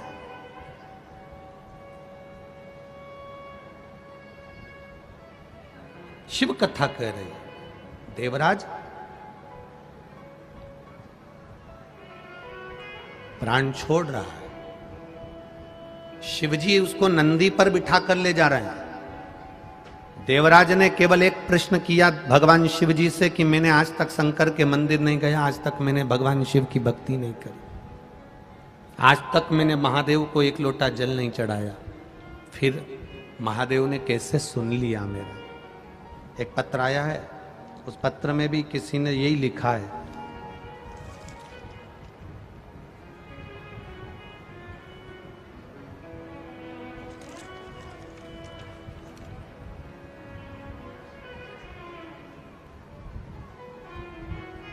मेरा नाम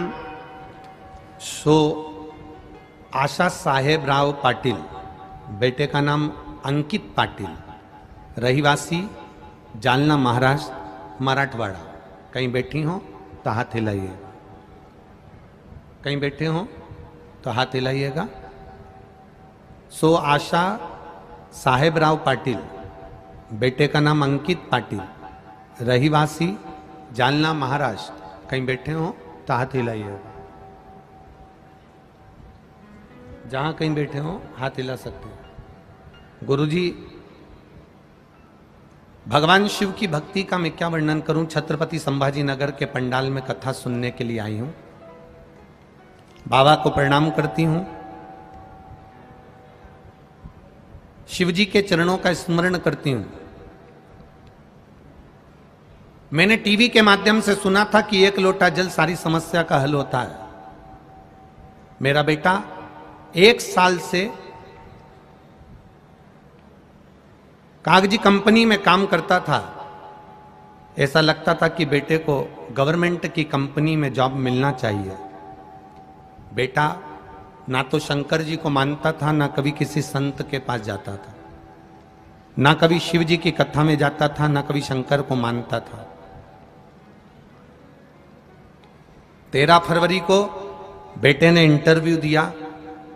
बस मैंने इतना सा कहा कि तू शिव जी पर एक बार भरोसा कर और 1 लोटा जल चढ़ाकर इंटरव्यू देने के लिए जा।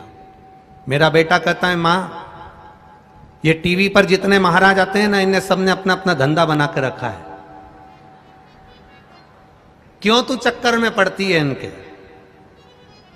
मैंने अपने बेटे से कहा, दुनिया के लोग भले धंधा बनाए होंगे, सीहोर वाला महाराज कहता है कि बस 1 लोटा जल चढ़ा दो, वो कभी नहीं कहता कि तुम सीहोर आना, वो कहता है 1 लोटा जल चढ़ा। आज तू मेरा कहना मान ले और 1 लोटा जल शिव जी को चढ़ाना चालू कर दे। मां मेरी प्राइवेट कंपनी में नौकरी है, काय को सरकारी के चक्कर में डाल रही, तेरी सरकारी नौकरी लगेगी। वो सीहोर वाला महाराज कहता है जल चढ़ाने वाला कभी खाली नहीं होता, तू चढ़ा जल और नौकरी के लिए अप्लाई कर। मेरे बेटे ने मेरे कहने पर 1 लोटा जल शिव जी को चढ़ाना प्रारंभ करा। रोज जल चढ़ा के आता और रोज हंसता कि क्या होगा जल चढ़ाने से। बेटे ने सरकारी नौकरी के लिए इंटरव्यू देना प्रारंभ करा। मैंने उसके लिए पशुपतिनाथ का व्रत करना प्रारंभ करा। केवल 3 सोमवार हुए, फिर बाद में प्रदोष आ गया। मैंने बेटे से कहा, एक बेलपत्री, सीहोर वाला महाराज कहता है कि प्रदोष काल में शंकर का दर्शन कर ले या शिखर का दर्शन कर ले। अरे मां क्यों चक्कर में पड़ी है। बेटे को मैं मंदिर तक लेकर गई, मंदिर के अंदर नहीं गया, शिखर का दर्शन बेटे ने करा और मैंने बाबा से प्रार्थना करी, तू सच्चा है तो इसकी गवर्नमेंट जॉब लगा दे। और बाबा की कृपा से मेरे बेटे की सरकारी नौकरी का सिलेक्शन हो गया। मैं बाबा को प्रणाम करने के लिए, ये शिव तत्व है, योग घड़ी है। खाली न जाता कोई दर से तुम्हारे, मैं भी खड़ी हूँ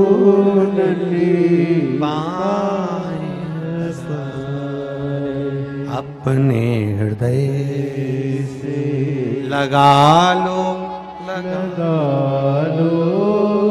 गिरी जा रहे हो, उठा लो भोले अपने दर से अब तो न टारो, गिरा जा रहा हो, उठा लो। भरोसा, विश्वास, दृढ़ता अगर महादेव पर रखी है ना, टूटने नहीं देगा। आप जिस विश्वास के साथ कथा सुनने आए हो ना, यहाँ से जब जाओ भूमि को प्रणाम कर कर जाना। उस रज पर जिस पर तुम कथा सुन रहे हो उसको सिर से लगा कर जाना, कह कर जाना, 7 दिन संभाजी नगर में कथा सुनने आई हूँ बाबा, झोली खाली लाई हूँ, 3 महीने में भर देना, दूसरे पंडाल में फिर कथा सुनने जाऊंगी। ये कृपा हो, ये करुणा।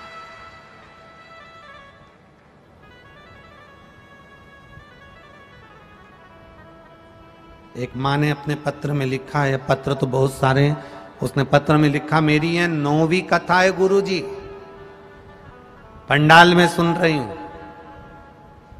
बाबा से जो मांगा था 7 और 8 तक तो मौका ही नहीं मिला कि दिया नहीं दिया, पर 9वीं कथा में बाबा ने मेरे को सब कुछ दे दिया, इसलिए सुनकर अब घर जा रहे हो। ये शिव तत्व है।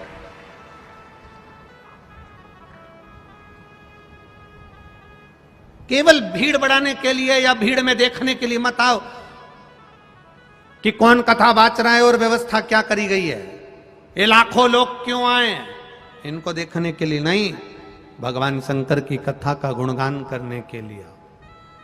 जितनी देर बैठो उतनी देर इस दिल को शिव से जोड़ लो। श्री शिवाय नमस्तुभ्यं। जब भजन के बाद आप और हम श्री शिवाय नमस्तुभ्यं बोलें, बीच में जगह मिले तब अपने दिल से कह देना, तेरी कथा इसलिए सुन रही हूं, तू कृपा कर देना। बस कथा स्थल भी ऐसी जगह मिला है। इधर कृष्णेश्वर महादेव हैं, इधर संत एकनाथ जी का पेठण है, पीछे रेणुका देवी बैठी हैं, सामने दूसरे महादेव बैठे हैं, चारों तरफ वही वही बैठा हुआ है। अपन बीच में बैठकर कथा सुन रहे हैं। चारों तरफ से कृपा हो, चारों पूरे पंडाल में 12 तो दरवाजे बना दिए, तुम्हारी मर्जी पड़े जहां से निकल जाओ, तुम मन पड़े जहां से आ जाओ। शिव कथा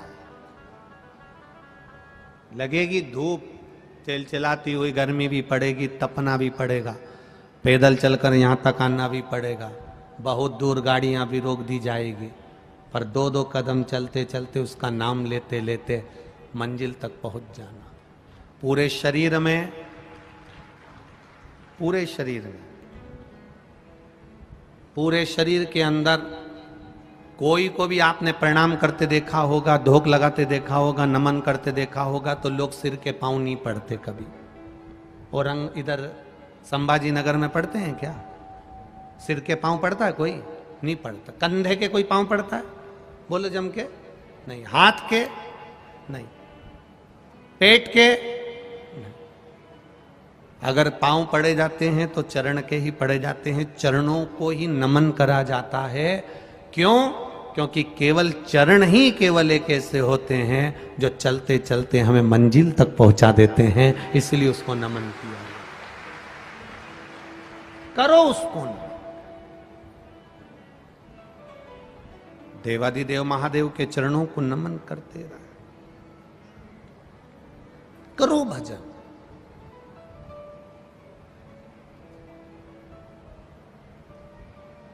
पहले डाकघर होते थे, खूब होते थे। आज अदालत होती है, कचहरी होती है। एक एक कचहरी में, एक एक अदालत में 10-10 जज बैठते हैं, ढेरों वकील बैठते हैं। पहले डाकघर होते थे, गांव में भी डाकघर होता था तो एक व्यक्ति 2 व्यक्ति चिट्ठियों को इकट्ठा करता, पत्र को इकट्ठा करता और घर घर भेज देता था। डाकघर प्रेम का प्रतीक होते थे, क्योंकि लोग पत्र लिखते थे, पत्र जाता था, आंख में आंसू आता था, याद किया जाता था। डाकघर प्रेम की निशानी होते थे, और ये कचहरी, ये अदालत नफरत की निशानी होते हैं।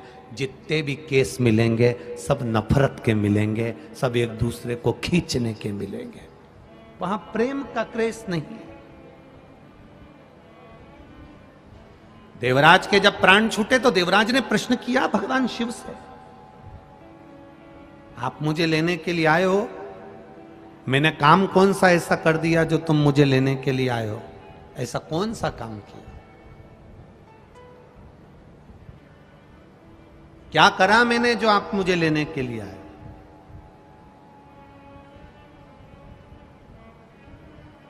विषम परिस्थिति में भी अगर 2 रोटी अच्छी भगवान खाने को दे तो भगवान को धन्यवाद देना कि मैंने कौन सा पुण्य करा होगा जो मुझे 2 रोटी दे रहा है। पति का काम नहीं चल रहा, घर में नौकरी नहीं, सर्विस नहीं, धंधा नहीं, दुकान नहीं, किराए के मकान में रह रही हूँ, तो भी तू मुझे 2 रोटी खाने को दे रहा है। पूर्व में ऐसा कौन सा पुण्य करा होगा महादेव? भगवान को धन्यवाद देना। आज अगर विषम परिस्थिति में भी तू मुझको 2 रोटी दे रहा है, विषम परिस्थिति में भी आप भगवान शंकर को धन्यवाद दे रहे हो, विषम परिस्थिति में भी वो 2 तुमको रोटी खाने को दे रहा है, विषम परिस्थिति में भी तुम भगवान शंकर को धन्यवाद दे रही हो, तो याद रखना वो विषम परिस्थिति को भी सम कर देगा, और कब तुम्हें अपने मकान में लाकर बिठा दे कोई भरोसा नहीं। करो भजन, करो भक्ति।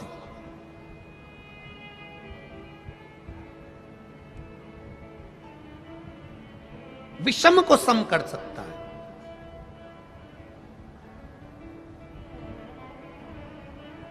देवता का काम है तुम्हारे भाग्य में लिखा हुआ देना, वो देगा।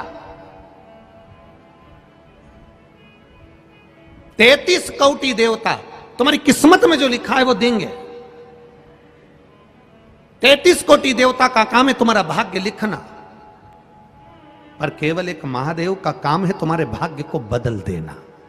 तुम्हारी जिंदगी में दुख लिखा है, कब वो सुख लिख दे उसका कोई भरोसा नहीं। लिख दे। ये सिर महादेव की पिंडी को लोग लगाते, कई लोगों को देखा होगा तुमने। बोलो कभी देखा कि नहीं देखा? अरे बोलो, जम के बोलो जरा। देखा? ये सिर लोग महादेव की पिंडी को लगा देते हैं। ये सिर महादेव के शिवलिंग को लगा देते हैं। क्यों लगा देते हैं? क्यों?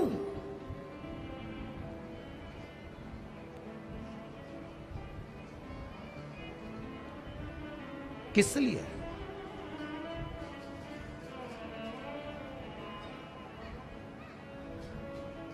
क्यों लगाते हैं? किस लिए लगाते हैं? ये ललाट पर जो दुख लिखा है, ललाट पर जो भाग्य में तकलीफें लिखी हैं, किस्मत में जो लिखा है, बेकार कुछ लिख दिया। शिव के शिवलिंग को ये शीश लग जाए, महादेव का स्पर्श मात्र हो जाए, ललाट पर लिखा उल्टा भी सुल्टा हो जाता है, सीधा हो जाता है।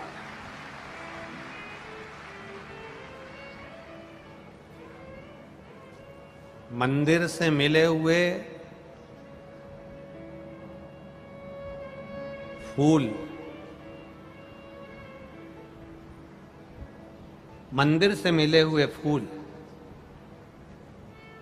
को कहां लगाना चाहिए, कहां रखना चाहिए?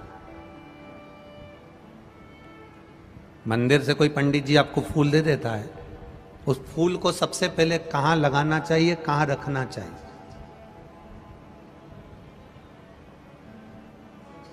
मंदिर गए, पंडित जी खुश हो गए, ब्राह्मण देवता प्रसन्न हो गए, उन्होंने मंदिर में से तुम्हें फूल उठाकर दे दिया। इस फूल को कहां लगाना चाहिए, कहां रखना चाहिए? शिव महापुराण में, लिंग पुराण में, पद्म पुराण में, स्कंद पुराण में पुष्प का भी वर्णन है कि मंदिर से मिला हुआ पुष्प नयनों से लगाकर, हृदय से लगाकर अपने कर्ण में लगाया जाता है, कानों में लगाया जाता है। कानों में क्यों? क्योंकि भगवान के प्रवेश का सबसे बड़ा दरवाजा यह कर्ण है, जो भगवान के प्रवेश को कराता है। आपने कथा सुनी, उसमें आपको मिला कि एक लोटा जल चढ़ाने से यह प्राप्ति होती है। शिव अंदर गया तब तो आपने मंदिर जाना प्रारंभ किया। अगर शिव अंदर नहीं जाता तो कोई मंदिर जाना प्रारंभ नहीं करता। लगाया हृदय से, कर्ण पर रखा, कर्ण पर रखने के बाद उसको फिर पुष्प को विसर्जन करने से पहले अगर कोई पंडित, कोई विद्वज्जन, कोई ब्राह्मण जन आपको फूल दे देते हैं, हृदय से, नेत्रों से लगाने के बाद, मस्तक से लगाने के बाद उसे थोड़ी देर कर्ण पर जरूर रखना चाहिए। कर्ण पर रखने के बाद फिर भले उसको उतार कर तुम विसर्जन कर दो, पर कान के छुए बिना उसका विसर्जन भी नहीं होता है। कर्ण का स्पर्श हो तो प्रवेश का द्वार ये कर्ण है, जिसमें से मेरा महादेव अंदर प्रवेश करा।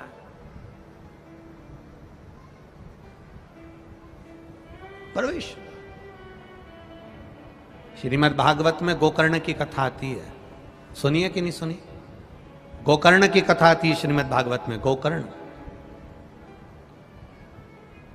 और जाने दो, शिव महापुराण में भगवान शंकर के बहुला गाय के पेट में प्रवेश करने की कथा आती है, कान के द्वारा।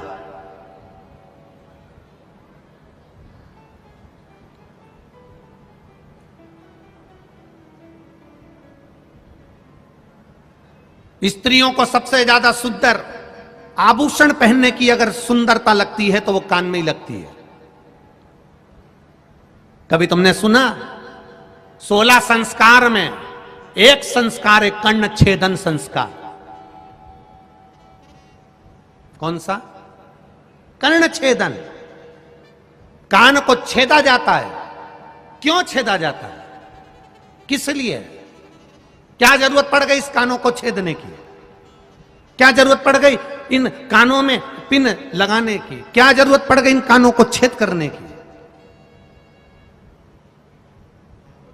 एक लड़की की शादी करने से पहले उसके कानों को छेद दिया जाता है। बाल्यावस्था में कन्या को, बेटी को कानों में छेद दिया जाता है, कानों में छेद।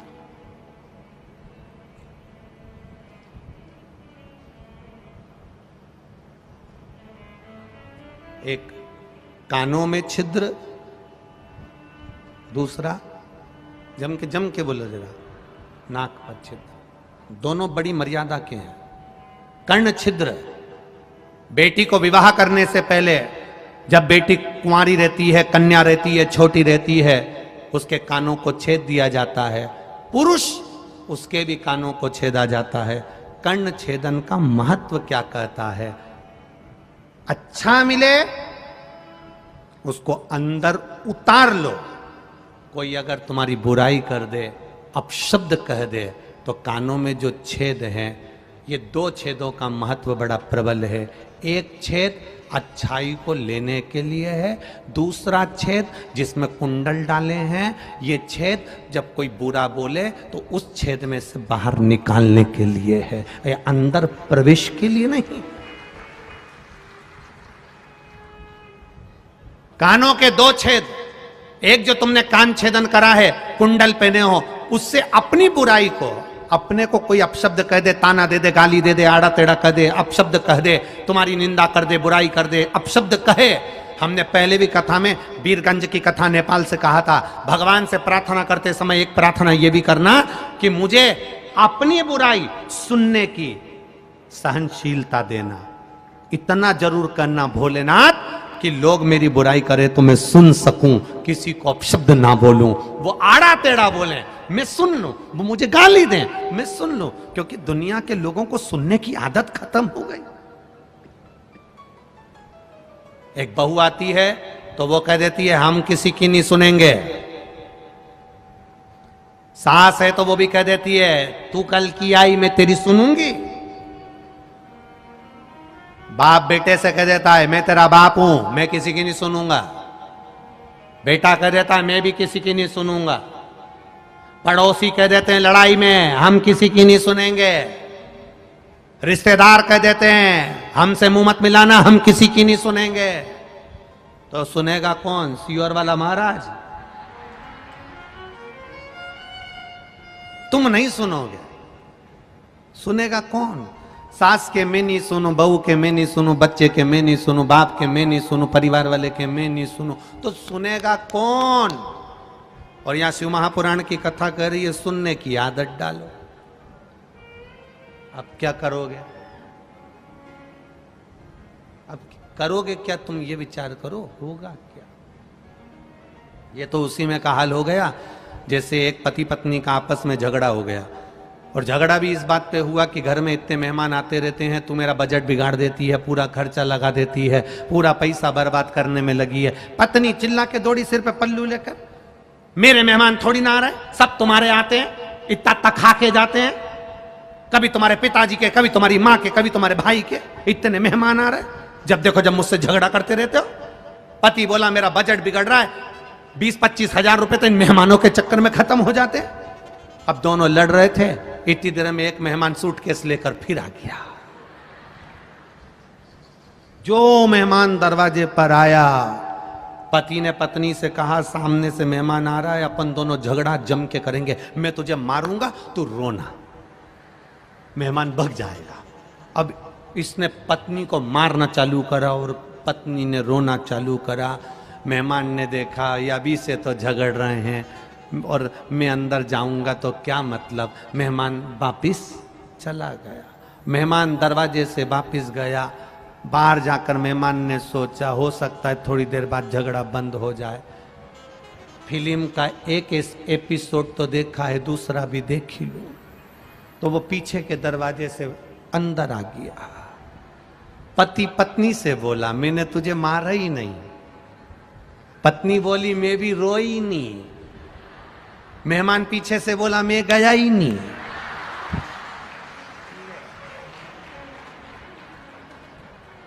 अब घूम फिर के मैं नहीं आ गया, मैं भी नहीं गया। ले भगवान से कहो कि हम अपनी कोई बुराई करे, निंदा करे, अपशब्द कहे, ताने दे, हम सुन ले।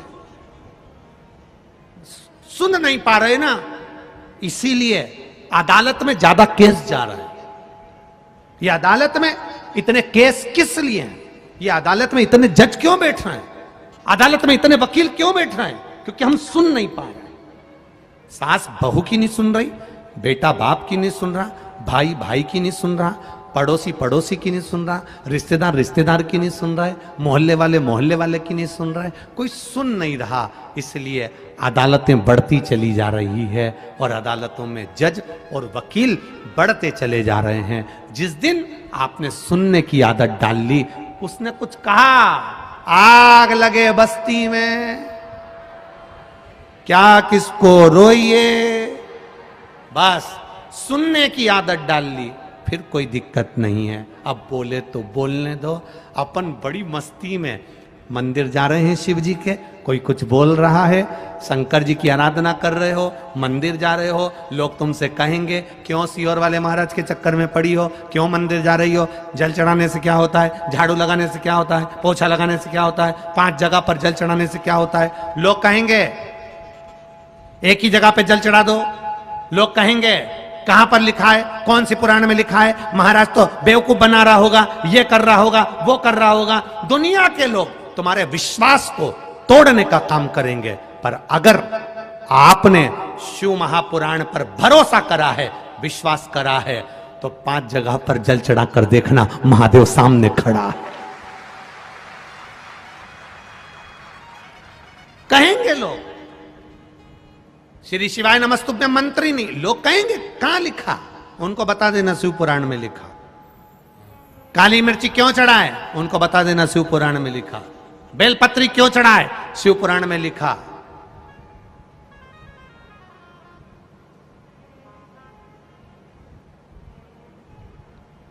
लोग थोड़ा सा पढ़ते हैं, खुद को विद्वान समझते हैं, और शिव पुराण में, भागवत पुराण में, नर्मदा पुराण में, गर्ग संहिता में, इन पुराणों में से लोग उसके दोष निकालना प्रारंभ करते। ये तो है ही नहीं, हमने तो सुना ही नहीं, हमने तो पढ़ा ही नहीं। पढ़ो पढ़ो।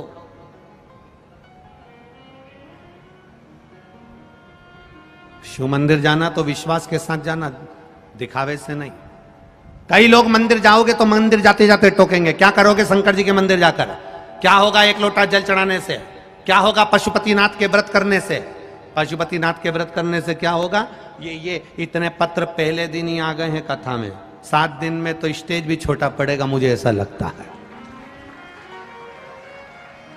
ये पत्र क्या होता है पशुपति व्रत करने से, क्या होता है शिव जी पर जल चढ़ाने से। ये सारे पत्र यहीं रहेंगे, यहीं सारे पत्र यहीं रहेंगे। और जिनको संशय हो, जिनको शंका हो, इन पत्रों में मोबाइल नंबर तक रहता है, फोन लगाओ, पूछो, बात करो, पूछो इनसे क्या दिया शंकर ने। आपने विश्वास किया और उसने दिया, देने में कमी नहीं रखी।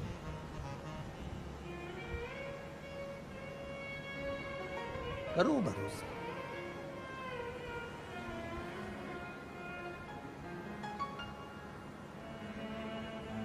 उसका किया गया भजन कभी खाली नहीं जाता, कभी खाली नहीं जाता। इसीलिए शिव कथा कहती है, महाराज वर्णन करता, आप करो उसका स्मरण।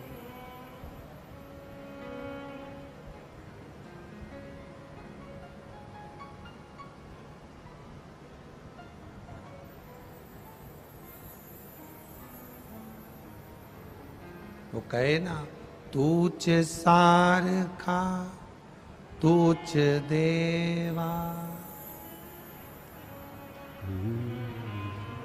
तुला कुणाचा नाही है, वेलो वेली संकटातुनी तारसी मानवा, केशवा माधवा तू चना मात रे तोड़वा। तेरे चरणों की भक्ति, तेरे चरणों का स्मरण, तेरी करी गई भक्ति दृढ़ी हो, दृढ़ी। देवराज ने पूछा मैंने कौन सा पुण्य करा था जो मुझे शंकर के धाम लेकर जा रहे हो? भगवान शिव के गण बोले तेरी माता रोज शंकर जी के मंदिर में जाकर 1 लोटा जल चढ़ाती थी। घर का एक व्यक्ति भी अगर शिव के मंदिर में 1 लोटा जल चढ़ा रहा है तो वो 7 पीढ़ी नहीं 71 पीढ़ी को पार लगा रहा है। 1 लोटा जल शिव को समर्पित करने वाला 71 पीढ़ी को पार लगा।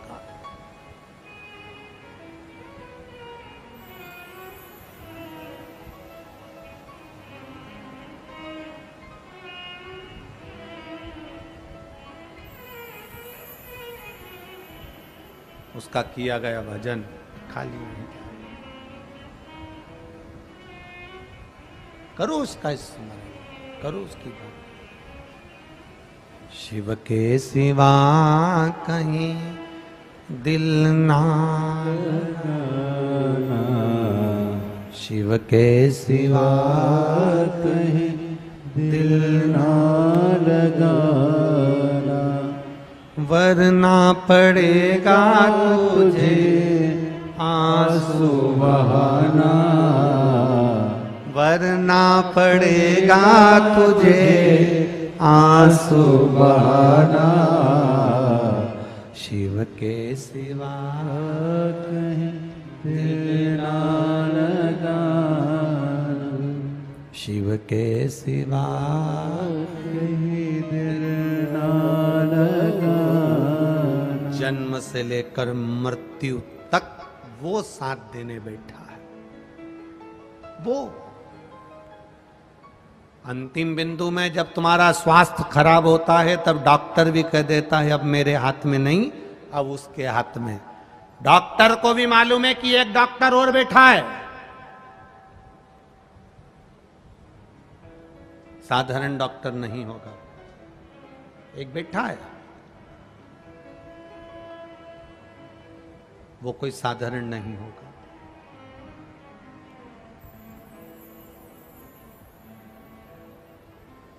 करो भजन शिव का, करो स्मरण शिव का।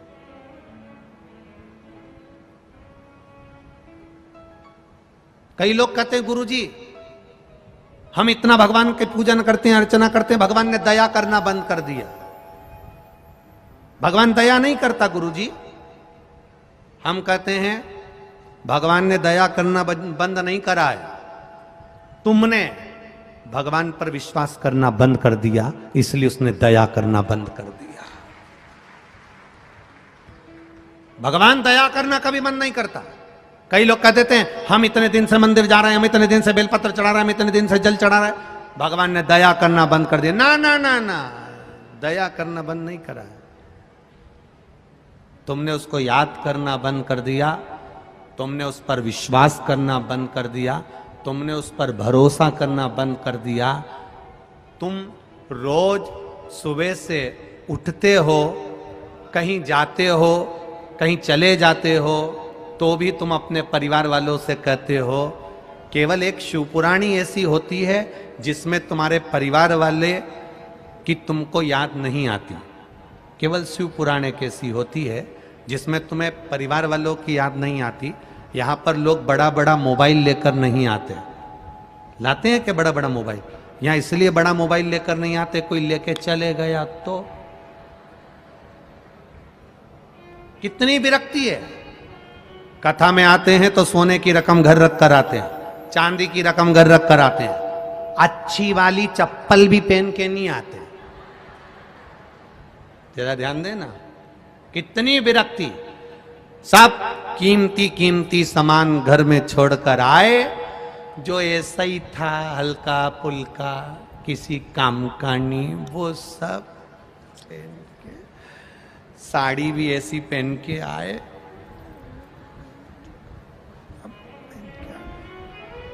बस अब शंकर जी की कथा में आए तो तुम अब परिवार को याद नहीं कर रहे, परिवार को याद नहीं करते। बद्रीनाथ जाओ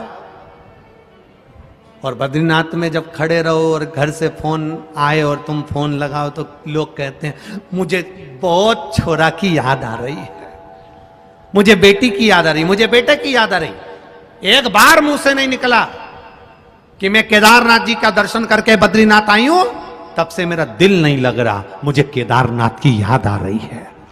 एक के मुंह से नहीं निकला।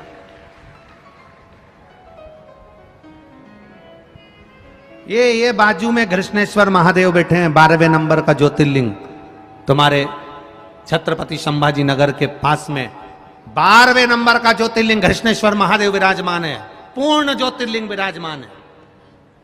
कितने लोग हैं जो कभी कभी अपने रिश्तेदार को फोन लगाकर कह देते हो, तुम अपने परिवार वालों से तो कहते, पति पत्नी से कहता मुझे तेरी याद आ रही, पत्नी के मुझे तुम्हारी याद आ रही। कभी एक बार तुमने महादेव को कहा भोलेनाथ मुझे तेरी याद आ रही। बहुत दिन हो गए रे कृष्णेश्वर महादेव, बहुत दिन हो गए, कब बुलाएगा। कभी कभी तो दिल से कह दिया करो। तो कृष्णेश्वर महादेव यही 35 किलोमीटर दूर है। हनुमान जी पास में सो रहे हैं, उनको जगाएंगे। कौन से भद्रा मारुति, हाँ, शंकर जी उनको जगा कर कहेंगे उठो जाओ। जैसे तुम राम जी को कंधे पर लाए थे, कमलाबाई औरंगाबाद संभाजी नगर में रह रही है और वहां से कमलाबाई को ले आओ, तो क्या कमलाबाई को लेके कैसे आऊं, तो क्या जैसे राम जी को लाए थे। तो उसके पास गाड़ी तो है ही नहीं, हनुमान जी से कहेंगे उसकी गाड़ी की व्यवस्था भी तुम्हें करना है और लाने की व्यवस्था भी तुम्हें करना है, बुला ले। हम याद ही नहीं करते। वो माताओं को थोड़ी सी वो हिचकी चलती है ना, तो तुरंत कह देती मेरी बेटी याद कर रही। एक बार हिचकी चले, एक बार नहीं बोली सियोर वाला महाराज याद कर रहा है, ये बार नहीं बोली, ये बार। वो तो तुमने अब यहां पर पत्र लिख लिख के भेज दिया, बहुत सारे पत्र तुमने लिखे। ये पत्रों में लिख दिया तुमने। एक कोई ने लिखा है, नम्रता गंगाधर यदुल्ले, कहीं बैठी हैं, आप ही हैं, हाँ हिलाओ हाथ जरा, दोनों हाथ हिलाओ। उन्होंने पत्र में लिखा है, बाबा की इतनी कृपा हुई, हमारे संभाजी नगर का भाग्य जाग गया जो आप शिव पुराण की कथा करने हैं। फिर लिख दिया, प्रदीप जी जायसवाल बड़े किस्मत वाले और बड़े आनंदित हैं, उनकी तो नजर उतारना चाहिए जिन्होंने शिव महापुराण की कथा करवा दी। ये शिव तत्व है। कितनी प्रसन्नता। बेटी धन्यवाद आपको, बहुत बहुत साधुवाद। दोनों हाथ हिला दो एक बार, हर हर महादेव।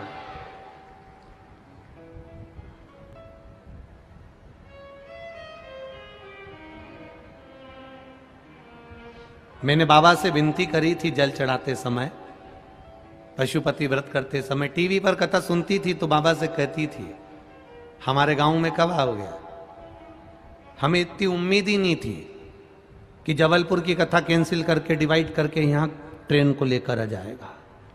बाबा ने यहां जो कथा रखी उसके लिए साधुवाद था। बैठिए बैठिए, हर हर महादेव। आपका विश्वास अब कहता, अब करो उसको याद।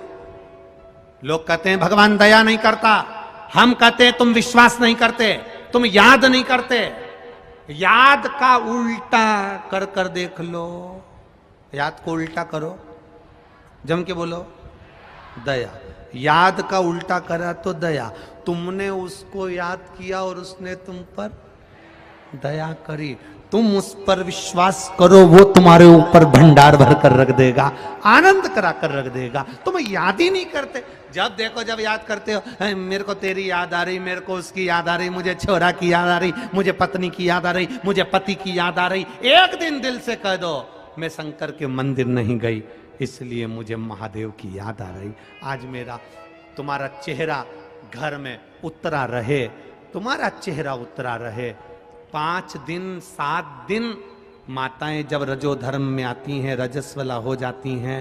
कई कई माताएं ऐसी रहती हैं जब 7 दिन मंदिर नहीं जाती, रजोधर्म के समय पर, रजस्वला के समय पर मंदिर नहीं जाती, तो किसी किसी माता का चेहरा उतर जाता है। कोई पूछता है तेरा चेहरा क्यों उतरा हुआ है, कह देती है रोज मंदिर जाती हूँ ना, 7 दिन मंदिर नहीं जा पा रही हूँ तो मन नहीं लग रहा। 3 दिन लोगों कथा नहीं आती टीवी पे तो लोग कह देते मन नहीं लग रहा गुरुजी, कथा क्यों नहीं आ रहा, मन नहीं लग रहा। अब जरा विचार करो, तुम्हारा मन कथा के बिना नहीं लगता, तुम्हारा मन शंकर को जल चढ़ाने के बिना नहीं लगता, तुम्हारा मन शंकर को बेलपत्र चढ़ाए बिना नहीं लगता, तो महादेव का मन भी तुम्हारे बिना नहीं लगता। इसलिए वो दौड़ कर आकर तुम्हारा कल्याण कर देता है, उसका मन तुम में रमता। देवराज कैलाश धाम को गया, बिंदु के प्राण छूटे, चंचुला देवी ने शिव पुराण की कथा को भगवान देवाधिदेव महादेव ईश्वर जी गोरा जी बनकर आकर कथा का रस तत्व ग्रहण कराते हैं। जोरदार ताली बजाएं, भगवान शिव और पार्वती, ईश्वर जी और गोरा जी पधार रहे हैं।